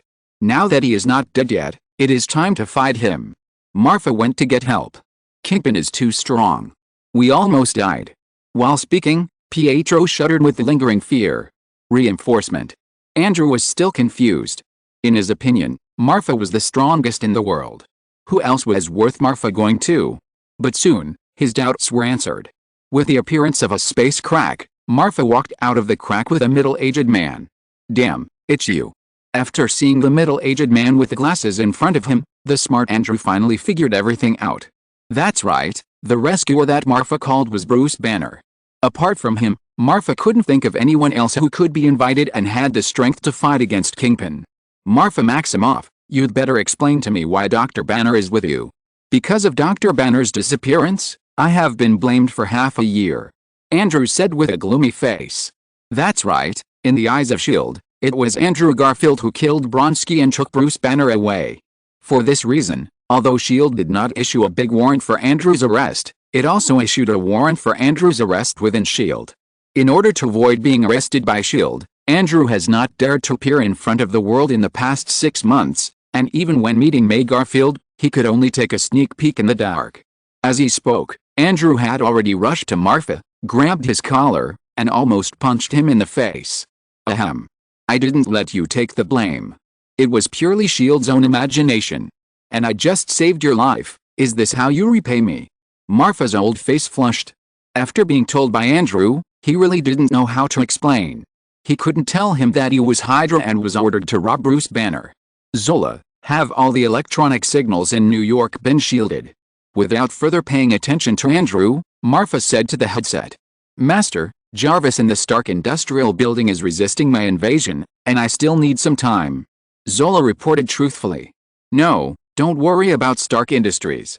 You can also hack the surveillance satellite to avoid unnecessary trouble. Now, all the irrelevant personnel in Hell's Kitchen, including many members of the Kingpin gang, have been frightened by the momentum caused by the previous battle and have left Hell's Kitchen one after another. The New York police also blocked the area at the first opportunity. It will not be long before the army or SWAT come to investigate. Marfa must deal with Kingpin before these people arrive, otherwise the question of why he is with Bruce Banner alone will be enough trouble for him. That? Boss, if it is troublesome, then I will leave. Bruce Banner, who was standing aside, saw Marfa's arrangement and secretly praised his caution. After all, once he appeared in front of the world again, it would be difficult to guarantee that he would not be coveted by other forces, especially his father-in-law, General Ross. At that time, it would be hard to say whether he could live a shameless life with Betty again. At Legendary Technology, he has a wife, children, a career, and generous treatment. Marfa even kindly arranged for him to have a liver function blood test once a week. Where can you find such a good boss outside this door? Who wants to leave? Have you asked for my opinion? Just as Banner was hesitating whether to stay or leave, a very rough voice came from a distance. Then a figure with a metallic luster all over his body appeared in everyone's sight again. Sorry, I just fought in the stratosphere for a while, ahem, I mean I watched the plane for a while and wasted some time. But I think you are ready to die. Jin Bing said in a cold tone. When he first met, Andrew, who was resurrected from the dead, did give Jin Bing a little surprise, but it didn't matter. Jin Bing already knew Andrew's strength. It is no exaggeration to say that in his current state, even if he stood and let Andrew fight, he might not even be able to do scraping. Although Jin Bing had never seen this gentle middle-aged man with the glasses in front of him, he knew a little bit. After all, Bruce Banner's portrait was hung above the blackboard of various middle schools together with giants such as Einstein and Newton. Kingpin had heard of the Hulk, but now Kingpin didn't take him seriously. No matter how strong the Hulk was, he was still a human being, and Kingpin was a being comparable to a god. Hulk, come out and fight. Ignoring Kingpin, Marfa gave an order directly to Bruce Banner. Roar. Hulk likes to fight. As he spoke, patches of green immediately appeared on Banner's body, followed by a roar that shook the earth, and Banner's muscles bulged all over his body. In just a blink of an eye, his body expanded to about 2 meters and 5. Fight, fight, fight a monkey. Hulk looked at Marfa with his silly eyes, somewhat puzzled as to why his master would let him fight a monkey. Bang! Kingpin's figure flashed, and he had already come behind Hulk, and then he saw him gently patting him. Hulk's huge body was directly slapped away and deeply embedded in the ruins in the distance. The farce is over, Agent Maximov. Tap tap tap. Jin walked slowly towards Marfa and the others without hurrying, obviously already confident of victory. Roar. Hit Hulk. Bad guy. No, bad monkey. The roar sounded again, pushing away the earth and rocks pressing on him, and Hulk emerged from the ruins with a dusty face, but his figure had reached about 2.8 meters. What a trouble. Aole how. AWW, Jin turned his head slightly and aimed at Hulk with a sound wave. Andrew, who had felt the power of this move, immediately tried to help, but was pushed back by Marfa. Watch carefully, learn well, don't blink. Marfa said calmly. Under the bombardment of Aole how, the special clothes on Hulk's body shattered instantly, and even the earth and rocks around him were shaken into powder in an instant. Large mouthfuls of blood kept spurting out of Hulk's mouth, and he looked so miserable. Healing technique. As the trump card of this time, Marfa naturally couldn't just watch Hulk go limp before he exploded. He immediately threw a healing spell towards Hulk's position. The hazy ball of light suddenly appeared above Hulk's head, and the blue-green light instantly enveloped Hulk's whole body. The dots of light continued to merge into Hulk's body. In the blink of an eye, Hulk climbed up from the ground intact. The Taoist profession is indeed the best profession for treasure hunting, but compared to personal heroism, Taoist priests have a more outstanding performance in team combat. This healing spell alone has reversed countless battles in the history of the legendary Shabuk. Hulk, if you don't beat him to pulp, I will let Banner eat shit. You and his 5 senses are common, you don't want to try it. Seeing that Hulk had recovered, Marfa immediately stimulated Hulk. Roar. Hulk. No. Eat. Shit. As soon as the words fell, Hulk's figure expanded again, reaching a height of about 3 meters. Looking at the Hulk in front of him, Marfa couldn't help but frown. No, this level of improvement is far from enough. Hulk, if you can't beat him, I will seal your 5 senses. The next time Betty makes you feel comfortable, you won't be able to feel it. Marfa continued to stimulate. After these words, Hulk's figure directly rose to a height of about 4 meters. No. Hulk wants to feel comfortable. The roar was deafening, and even the earth shook. That? Marfa, let's talk it over, can we not drive? Wanda obviously understood what Marfa said, and said with a blushing face. Only 4 meters? Not yet. Hulk, I'm telling you, the monkey in front of you is a pervert, a bad guy. He wants to take Betty away, and when your child is born, let Betty and the child make him comfortable together. I didn't, don't talk nonsense. Feeling Hulk's increasingly strong momentum, Kingpin was a little anxious, and immediately denied it. But now Hulk's anger value has already reached an unprecedented height, and no one except Marfa, the contractor, will listen to anyone. Kill. Kill. Kill. How terrible a man's anger is. You take his wife and children away, and then, you will know, it is absolutely beyond your imagination. And now Hulk has obviously reached the limit of anger. What appeared in front of everyone was a real Hulk with a height of about 6 meters, a dark green body, and countless blue veins on the body. Marfa even had a feeling that if the Hulk fought Thanos in his current posture, even if he couldn't beat him, he could be as evenly matched with the captain. Almost. I'll add more fuel to your fire. After saying that, Marfa threw a talisman directly at Hulk. Holy armor. The amulet exploded above Hulk's head and turned into a huge defense character. Red light fell from the defense character and attached to Hulk. Red and green. Invincible. Come on, Hulk, beat him up. Chapter 172 Experience harms people. Old pervert. Die? With a roar from Hulk, he rushed towards Kingpin like a tank. Every time the huge dark green foot took a step on the ground, it would cause the ground to crack, leaving a large footprint about 1 meter deep. At this moment, the whole New York was shaking because of Hulk's running. Oh my god. Is this an earthquake? What's going on? Is the end of the world coming? Isn't it said to be in 2012? Is there such a thing in advance? For a while, the people of New York were in chaos. Many young men and women who liked to sleep naked rushed out of their houses as soon as they felt the earthquake, causing a whistle from the surrounding refugees. At this time, in Hell's Kitchen, facing the mountain-like impact of Hulk, Kingpin just smiled slightly and didn't care at all. He saw that although Hulk's momentum was quite loud and looked quite intimidating. However, too slow. Seeing that Hulk's fist was about to hit Kingpin, Kingpin suddenly exerted force with his legs, and easily dodged Hulk's attack with his swift speed. The wind of the fist swept towards the position where Kingpin was just now like a hurricane. In an instant, The ruins dozens of meters in front were smashed into powder. This. Gudong. Andrew was dumbfounded.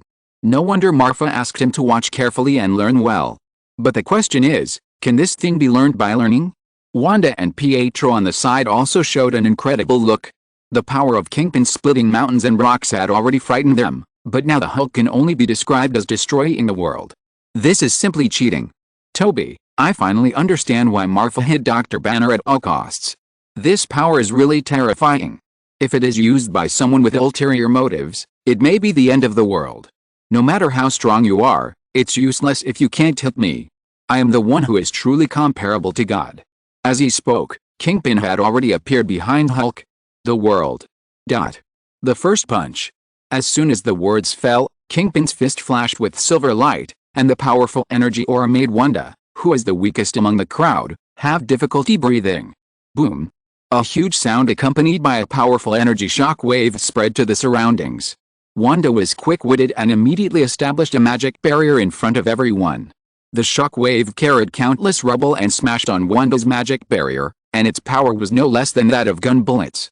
However, Hulk, who was hit by Kingpin's full-strength attack, just showed his big white teeth and grinned at Kingpin. Then he saw him grabbing Kingpin at lightning speed.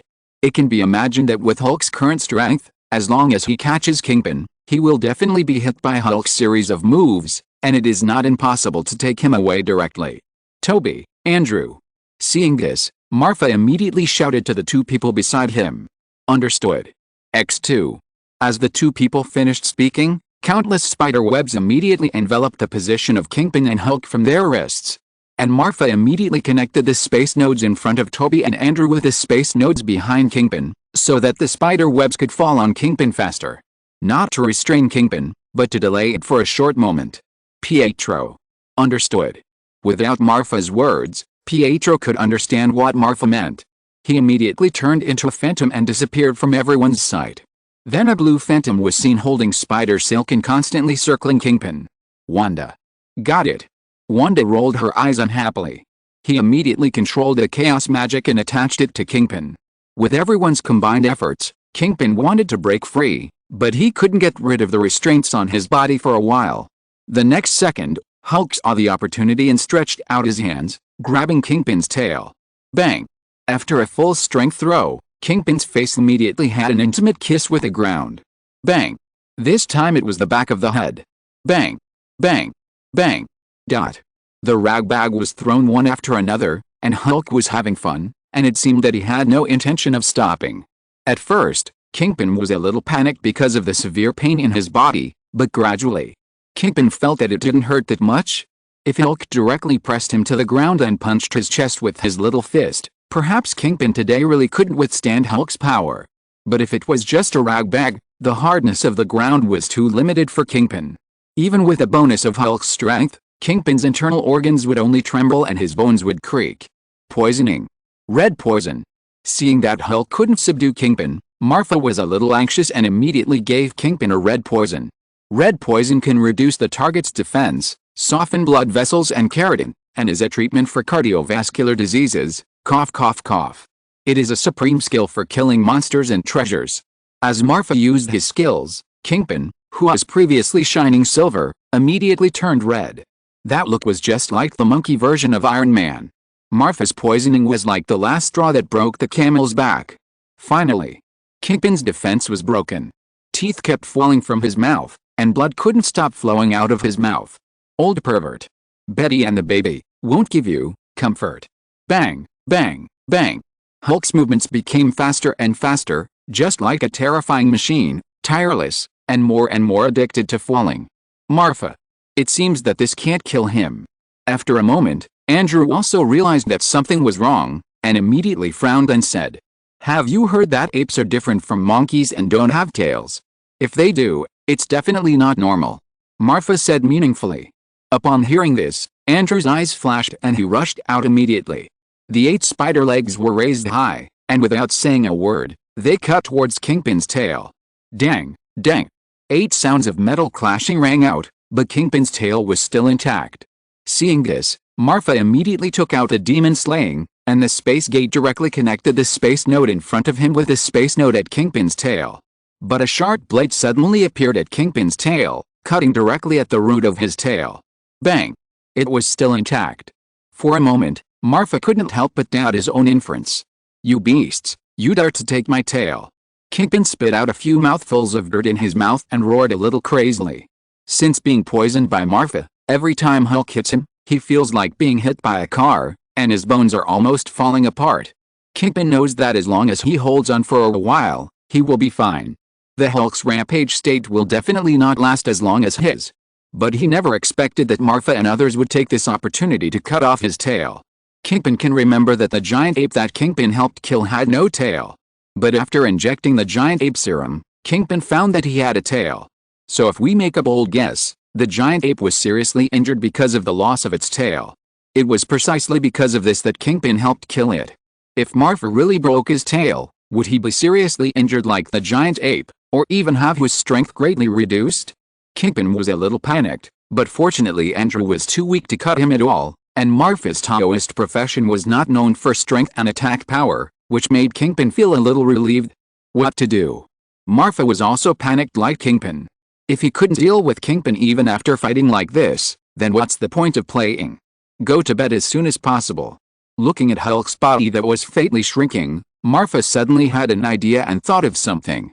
In the original Marvel plot, Banner couldn't beat Black Dwarf, who was under Thanos at first. Black Dwarf's situation was similar to Kingpin's, and he was also a type with strong strength and high defense. In the end, wasn't his arm cut off by the portal of Kamartaj? Thinking of this, Marfa immediately ran to Hulk's side, picked up the teleportation ring and cut a crack in the space. At the same time, less than 10 meters away, a space crack suddenly appeared. "Hulk, throw Kingpin in, remember to throw only half of it," Marfa ordered immediately. Roar. Upon hearing this, Hulk immediately beat Kingpin and dragged him to the space crack. Then, without saying a word, he threw Kingpin into the space crack. However, his hands were still tightly holding Kingpin's tail, with no intention of relaxing. "Quick, everyone, work together to grab Kingpin coming out from the other side, and never let him crawl back," Marfa shouted immediately. In an instant, the tentacles transformed by telekinesis, spider silk, and chaos magic entangled Kingpin at the other end of the space crack. Sizzle. As the space crack closed again, Kingpin's body was directly cut into two parts by the space force. Kingpin, die? So, why think about it? Kingpin is not a Saiyan, so there is no reason to be weak after cutting his tail. Experience hurts people, experience hurts people, Marfa thought to herself. End of Volume 2, Chapter 173, The Use of Corpses. Link. Congratulations to the host for successfully killing the ape demon, Kingpin, and reward 20,000 experience points. Link. Congratulations to the host for successfully deflecting the MCU plot, and reward the host with 600 minutes of game time, and the current remaining game time is 5,000 minutes. Please keep up the good work. Really? Listening to the familiar system prompts in his ears, Marfa couldn't help showing an expression that I had guessed it would be like this. Although Kingpin is a very important character in the Marvel plot, he did not appear in the Marvel movie. Perhaps it was because of the review issue. After all, compared with comics, movies are more widely spread and more likely to resonate with the public. In the comics, the power of the Kingpin gang is like a single-handed existence. Once it is put on the big screen, wouldn't it be equivalent to mocking the incompetence of the US government? Marvel is not stupid, and Disney is even less stupid. What if they really invested a lot of money to join the Kingpin character, but it failed to pass the review? Wouldn't it be a loss? Since it cannot appear in the Marvel movie plot, it means that even if Marfa kills it, the degree of deflection of the plot is quite limited. Even the 600 points of game time is not impossible to be a symbolic reward for causing panic among the people of New York, or the subsequent butterfly effect. In this battle with Kingpin, Marfa played all her cards, even using the teleportation ring and Hulk. If Kingpin can really resist the cutting of the Space Force like Thanos, then Marfa will really have no choice. P.S. A fan once asked Marvel officials about this, saying why the Avengers did not use Doctor Strange's portal to cut Thanos. The official explanation is, it can't be cut. This battle can also be said to be a reminder for Marfa again. First of all, it is necessary to enrich and improve the means of combat as soon as possible. Facing an enemy like Kingpin, Xiaobei is completely useless, and the Soulfire Talisman is a bit weak. The 3 consecutive poisoning techniques seem to be effective, but there are times when they fail. As for the omnipotent telekinesis, the strength is not enough. The plan to strengthen skills must be put on the agenda as soon as possible.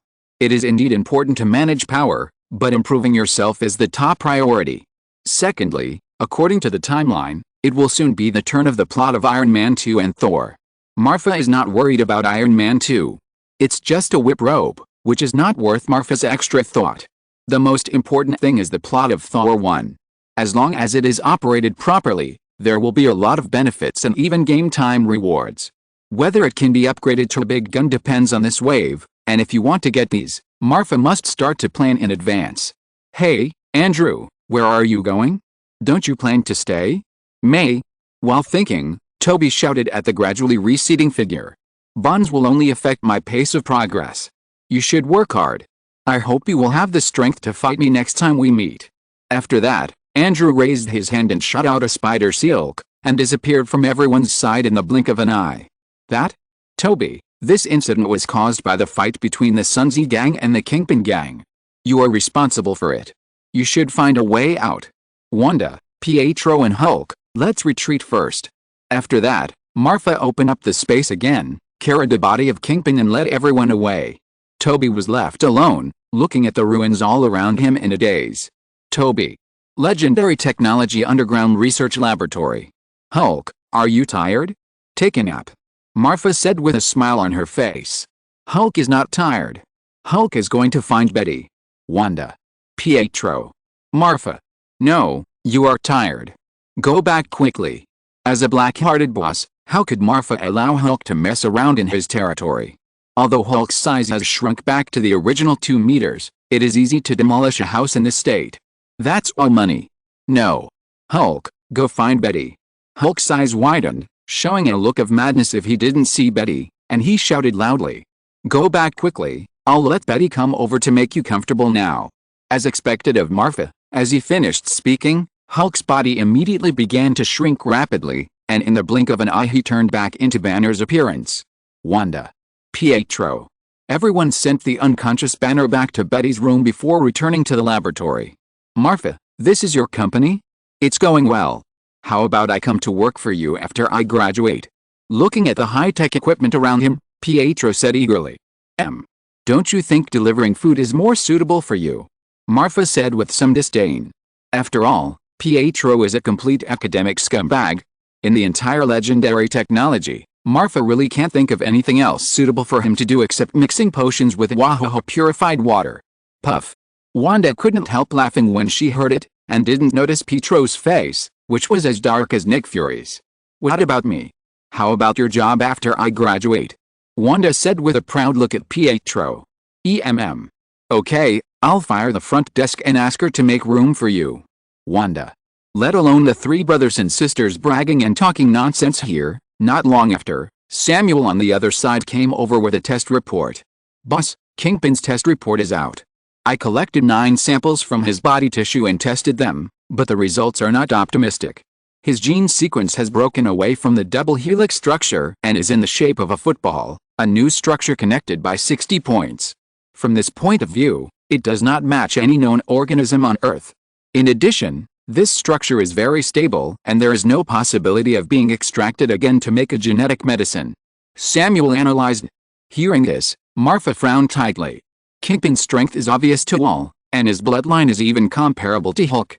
Therefore, Marfa deliberately brought his body back before leaving, but he never expected that it could not be extracted. What if we use its body as material to transform it into a cyborg? Marfa asked unwillingly.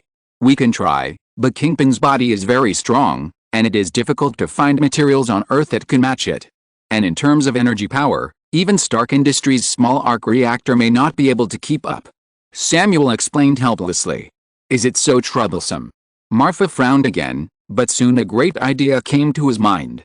Marfa carefully took out a brocade box from his storage backpack. When he opened the brocade box, there was a piece of metal that kept emitting a faint blue light. The metal was not big, only the sum of the volume of 4 or 5 coins, but Marfa spent more than $500,000 to buy it from Tony. There is no doubt that this piece of metal is the famous Wakanda specialty, vibranium. Vibranium, also known as sound-absorbing steel, is among the hardest in the entire Marvel Universe. The special molecular structure of vibranium makes it almost indestructible, because its molecules are relatively static, making it almost non-conductive of heat and kinetic energy. This property allows it to absorb energy and kinetic energy. Tony relied on this property to gain the upper hand in the battle with Obadiah. Without saying much, Marfa walked directly to the experimental table, grabbed Kingpin's body and put it and the metal block into the eye of the yin-yang fish of Ghost Shield. Ghost Shield. Taoist priests learned to summon the power of the four sacred beasts by studying the mysterious Taoist thought of the East. Ghost Shield is to increase the ability of the surrounding comrades to resist magic attacks by summoning the Zhuangwu sacred beast. The higher the Taoist magic, the longer the defense time. With the Kingpin's body and the vibranium metal block integrated into the eye of the yin-yang fish, the yin-yang fish representing the skill of Ghost Shield immediately began to spin wildly. Wuji gave birth to Taiji, and Chaos gave birth to Yin and Yang. When the yin-yang fish rotated at high speed, penetrated each other, and merged again, a new force gushed out of it. Ling. Congratulations to the host for successfully upgrading the skill, Ghost Shield. The current level is the ultimate state and cannot be upgraded again. There is no description of this skill in the current version. Please explore it yourself. Chapter 174, Magic Ghost Shield. Pietro, I just learned a new trick. Do you want to try it? Although this is not the first time that Marfa has strengthened the transformation skills, this time, after all, an unknown thing like Kingpin's corpse has been added, so Marfa is not sure what the Ghost Shield will look like. But it doesn't matter. Isn't there a ready-made guinea pig in front of him? Looking at Marfa's smirk, Pietro couldn't help but shudder. I think forget it. How about you find someone else to try? I think Wanda is pretty good. Pietro took 2 steps back and said, and the whole person turned into a shadow and rushed towards the elevator entrance. However, without Marfa's permission, how could he control the elevator? Don't forget that the entire legendary technology building is under the control of Zola, and this underground laboratory has only one exit, the elevator. Don't. I'm your brother, you can't be so beastly. After finding that he couldn't start the elevator despite his best efforts, Pietro immediately showed a horrified expression. The fear of being dominated by poisoning once gave Pietro nightmares. At this moment, his memory seemed to return to that sunny afternoon. Pietro, I heard that you are constipated? I have a new trick, do you want to try it? It can cure all diseases. Really? Okay, try it, I don't want to use enema again. That thing is too scary. Originally, it was a friendly scene of elder brother and younger brother, accompanied by the use of Marfa's poisoning. Pietro, who had suffered a loss once, was not willing to be Marfa's guinea pig again. Wanda, help me catch him. Seeing Pietro dodging left and right, Marfa frowned and said to Wanda beside him. No problem, watch me. Wanda raised her mouth slightly, revealing 2 naughty little tiger teeth, and then looked at Pietro with a bad face. For a moment, the entire underground laboratory was immediately filled with scarlet magic energy. Pietro, who was trapped in it, felt like he was thrown into the mud, and it was difficult for him to move. This move was exactly the ability that Agatha had used on Pietro. Obviously, Wanda also learned this move after reading the Dark God book given by Agatha. It's over. Pietro thought it was not good.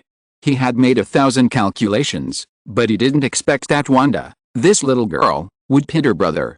Seeing that Pietro's movement slowed down, Marfa immediately took out an amulet and threw it at him. Ghost Shield.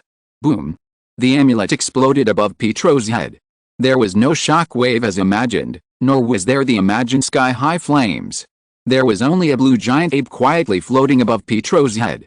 Then I saw the giant ape's phantom shattered into countless stars and fell on Pietro.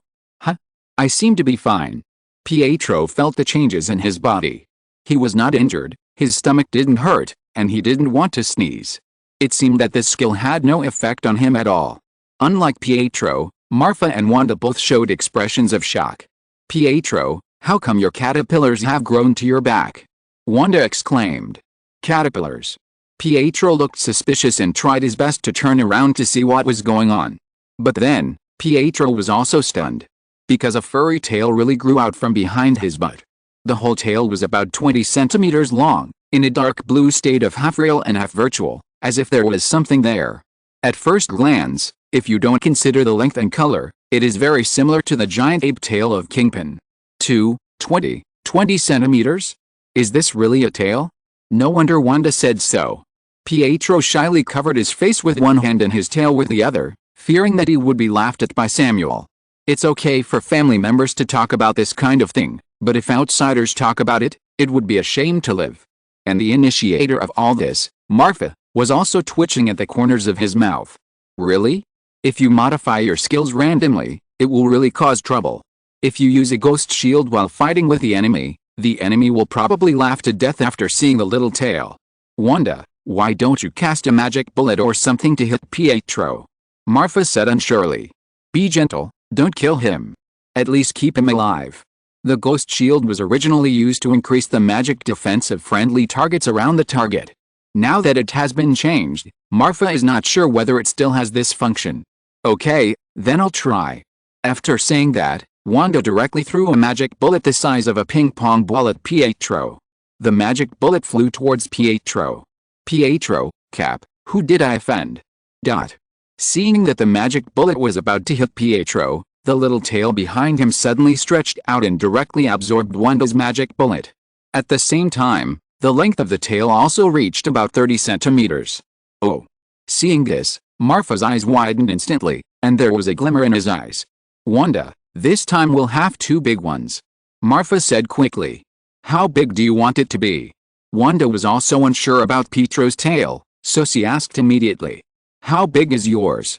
Very big. Wanda also found out that her little brother was driving again, so she immediately replied. Marfa. There was no more nonsense with Marfa.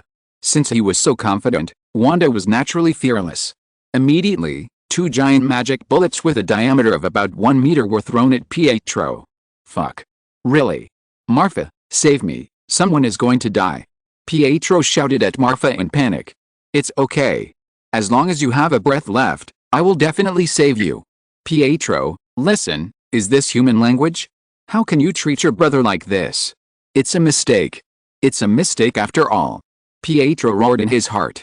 This time the magic bullet flew very fast, and it arrived in front of Pietro in the blink of an eye. Pietro's forehead was sweating, and he was determined to avoid this attack. Even if it would make two big holes in Marfa's laboratory, it would not hesitate. However, Wanda had already guessed what Pietro was thinking, and immediately increased the power of space confinement. Seeing that tragedy was about to happen, Marfa was ready for timely rescue. But at the critical moment, the tail behind Pietro once again swept towards the two magic bullets like a long whip. In an instant, it absorbed them all, and the length of the tail also reached about 2 meters. So strong. X3. Although Wanda still didn't try her best just now, it wasn't Pietro who was actively controlling it. It's no exaggeration to say that as long as you have this little tail, you don't have to be distracted during the battle, and the tail will naturally protect the master. Great, Marfa. Seeing this, Wanda's eyes were full of stars, and the look she gave Marfa was just like looking at her own idol. It's not over yet. As soon as the voice fell, Marfa picked up a stapler from the table beside her, and threw it at Pietro with all her strength. Swoosh. With a blessing of several tons of force, the stapler smashed towards Pietro like a cannonball. This scene was very similar to the situation when Pietro used a reef to hit Marfa's parachute. Of course, Marfa is an upright person, and he would never do anything to avenge his personal grudges, absolutely. The stapler broke through the sound barriers, carrying gusts of wind, and arrived in front of Pietro in the blink of an eye. Sure enough, the tail started again. However, this time, the tail did not absorb the kinetic energy contained in the stapler directly as before. Instead, it brought a scarlet light and shadow, and directly annihilated the stapler into powder. Wow! Not only can it absorb energy, but it can also release energy. This ghost shield, no, it should be called a ghost tail, it's amazing. After another test, Marfa finally understood that the absorption capacity of this ghost shield has an upper limit, and 2 meters is its current limit. If you want to continue to absorb energy, you must first release the energy absorbed by the tail. If you don't release the energy in the tail will dissipate over time until the tail disappears completely, and the buff effect of the ghost shield will completely disappear. Chapter 175 Expulsion. Unlike the people in Marfa, New York, who were contented, Toby had been taken back to the headquarters by S.H.I.E.L.D. Washington, S.H.I.E.L.D. Trident headquarters.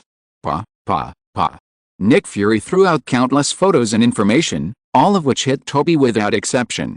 Look at what you have done. Gang fight. Destroyed 1/10 of Manhattan.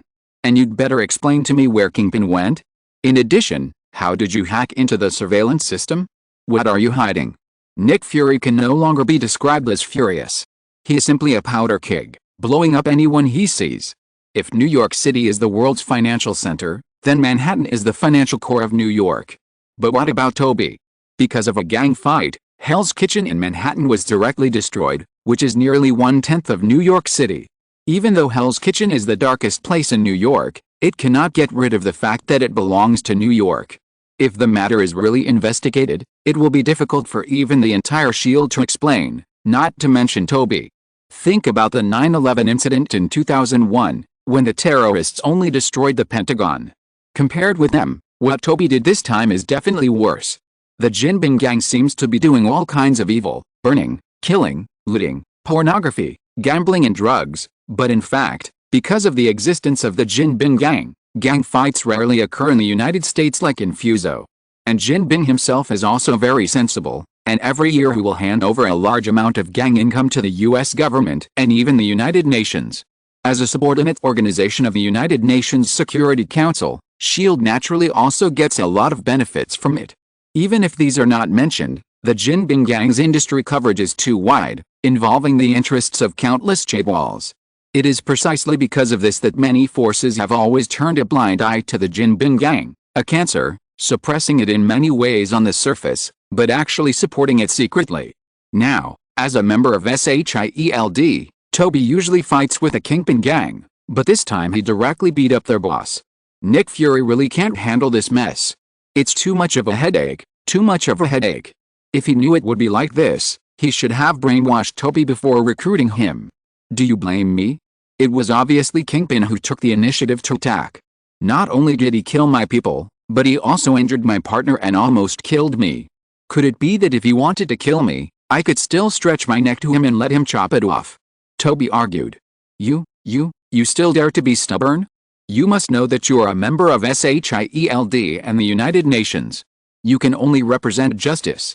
Now, the incarnation of justice has destroyed 1/10 of New York. How can I explain it to the President of the United States? How can I explain it to the United Nations? How can I explain it to the people of the United States and even the world?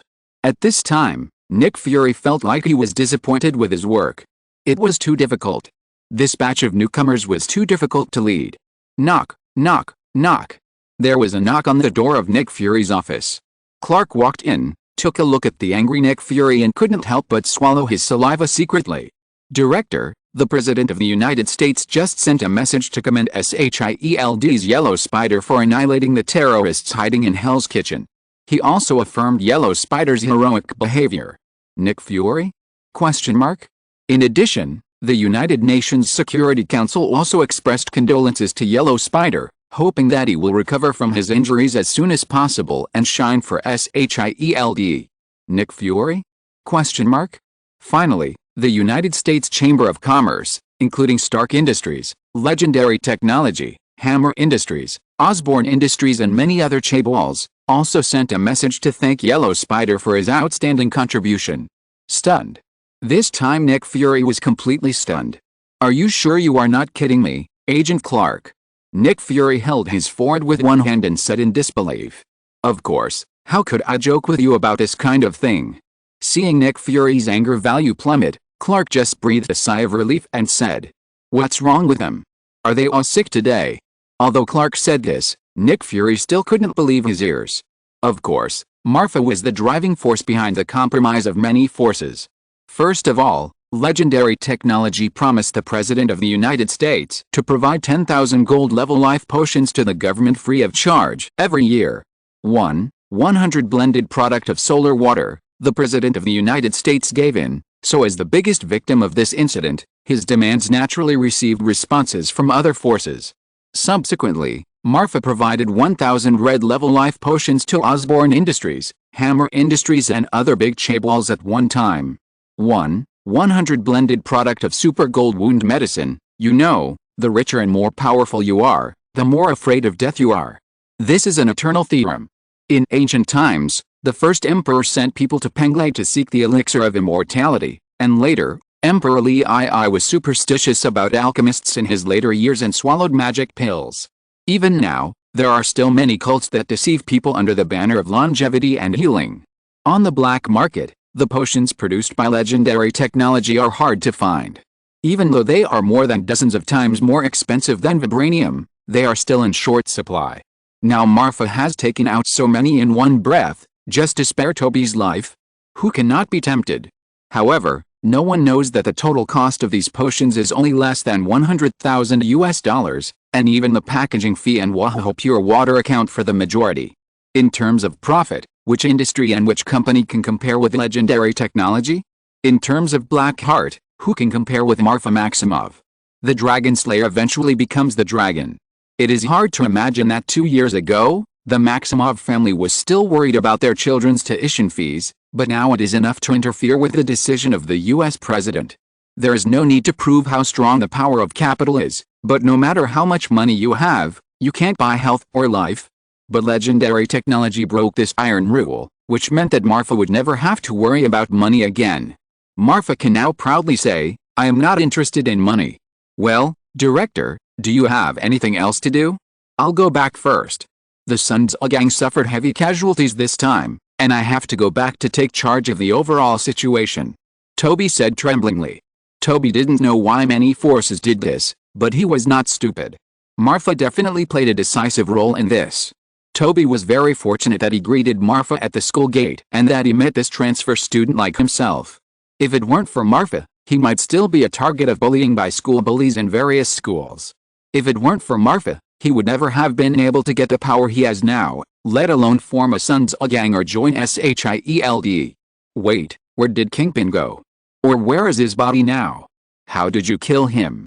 Judging from the extent of the destruction of Hell's Kitchen, you shouldn't be able to do this. Nick Fury is worthy of being the former Ace agent. Even if he was angry and his mind was reduced, he also realized that the matter was not simple. Kingpin? He blew himself up. That's why Hell's Kitchen was destroyed. Toby lied with his eyes open. Huh? You have a big word lie engraved on your face, don't you know? As your boss, I have the power to expel members like you who deceive the organization. Don't think you can do whatever you want with the support of someone behind you. Nick Fury shouted coldly. Such a big thing has happened. Even with the compromise of many forces, SHIELD has the obligation to give an explanation to the world. Of course, Nick Fury also knows that he can't go too far. After all, the President of the United States has spoken, which means that Toby cannot be sanctioned purely at the legal level. The statements of the United Nations and many chaebols also show that Nick Fury cannot use public pressure as an excuse to sanction Toby. In addition to deducting some wages and firing Toby, Nick Fury found that he really couldn't do anything to Toby on the surface. Fire. Hearing this, Toby frowned. Well, you are the director, since you have decided, then let's do it. Compared to this so-called agent identity, I actually prefer going to school. After all, the seniors of Midtown High School, ahem. After speaking, Toby walked towards the office door without looking back. Isn't it just a mere agent? Toby, don't care. Now that the Kingpin gang has fallen, it is a good time for me to gather gang forces and show my strength. This time I want to play big. Lovely protection fees, here I come. End of this chapter. Thank you very much for reaching the end. Don't forget to like. Looking for more exclusive content and immediate access? Subscribe to our Patreon. Remember, every like, subscription, or donation encourages us to continue. Thanks to everyone. See you in the next video.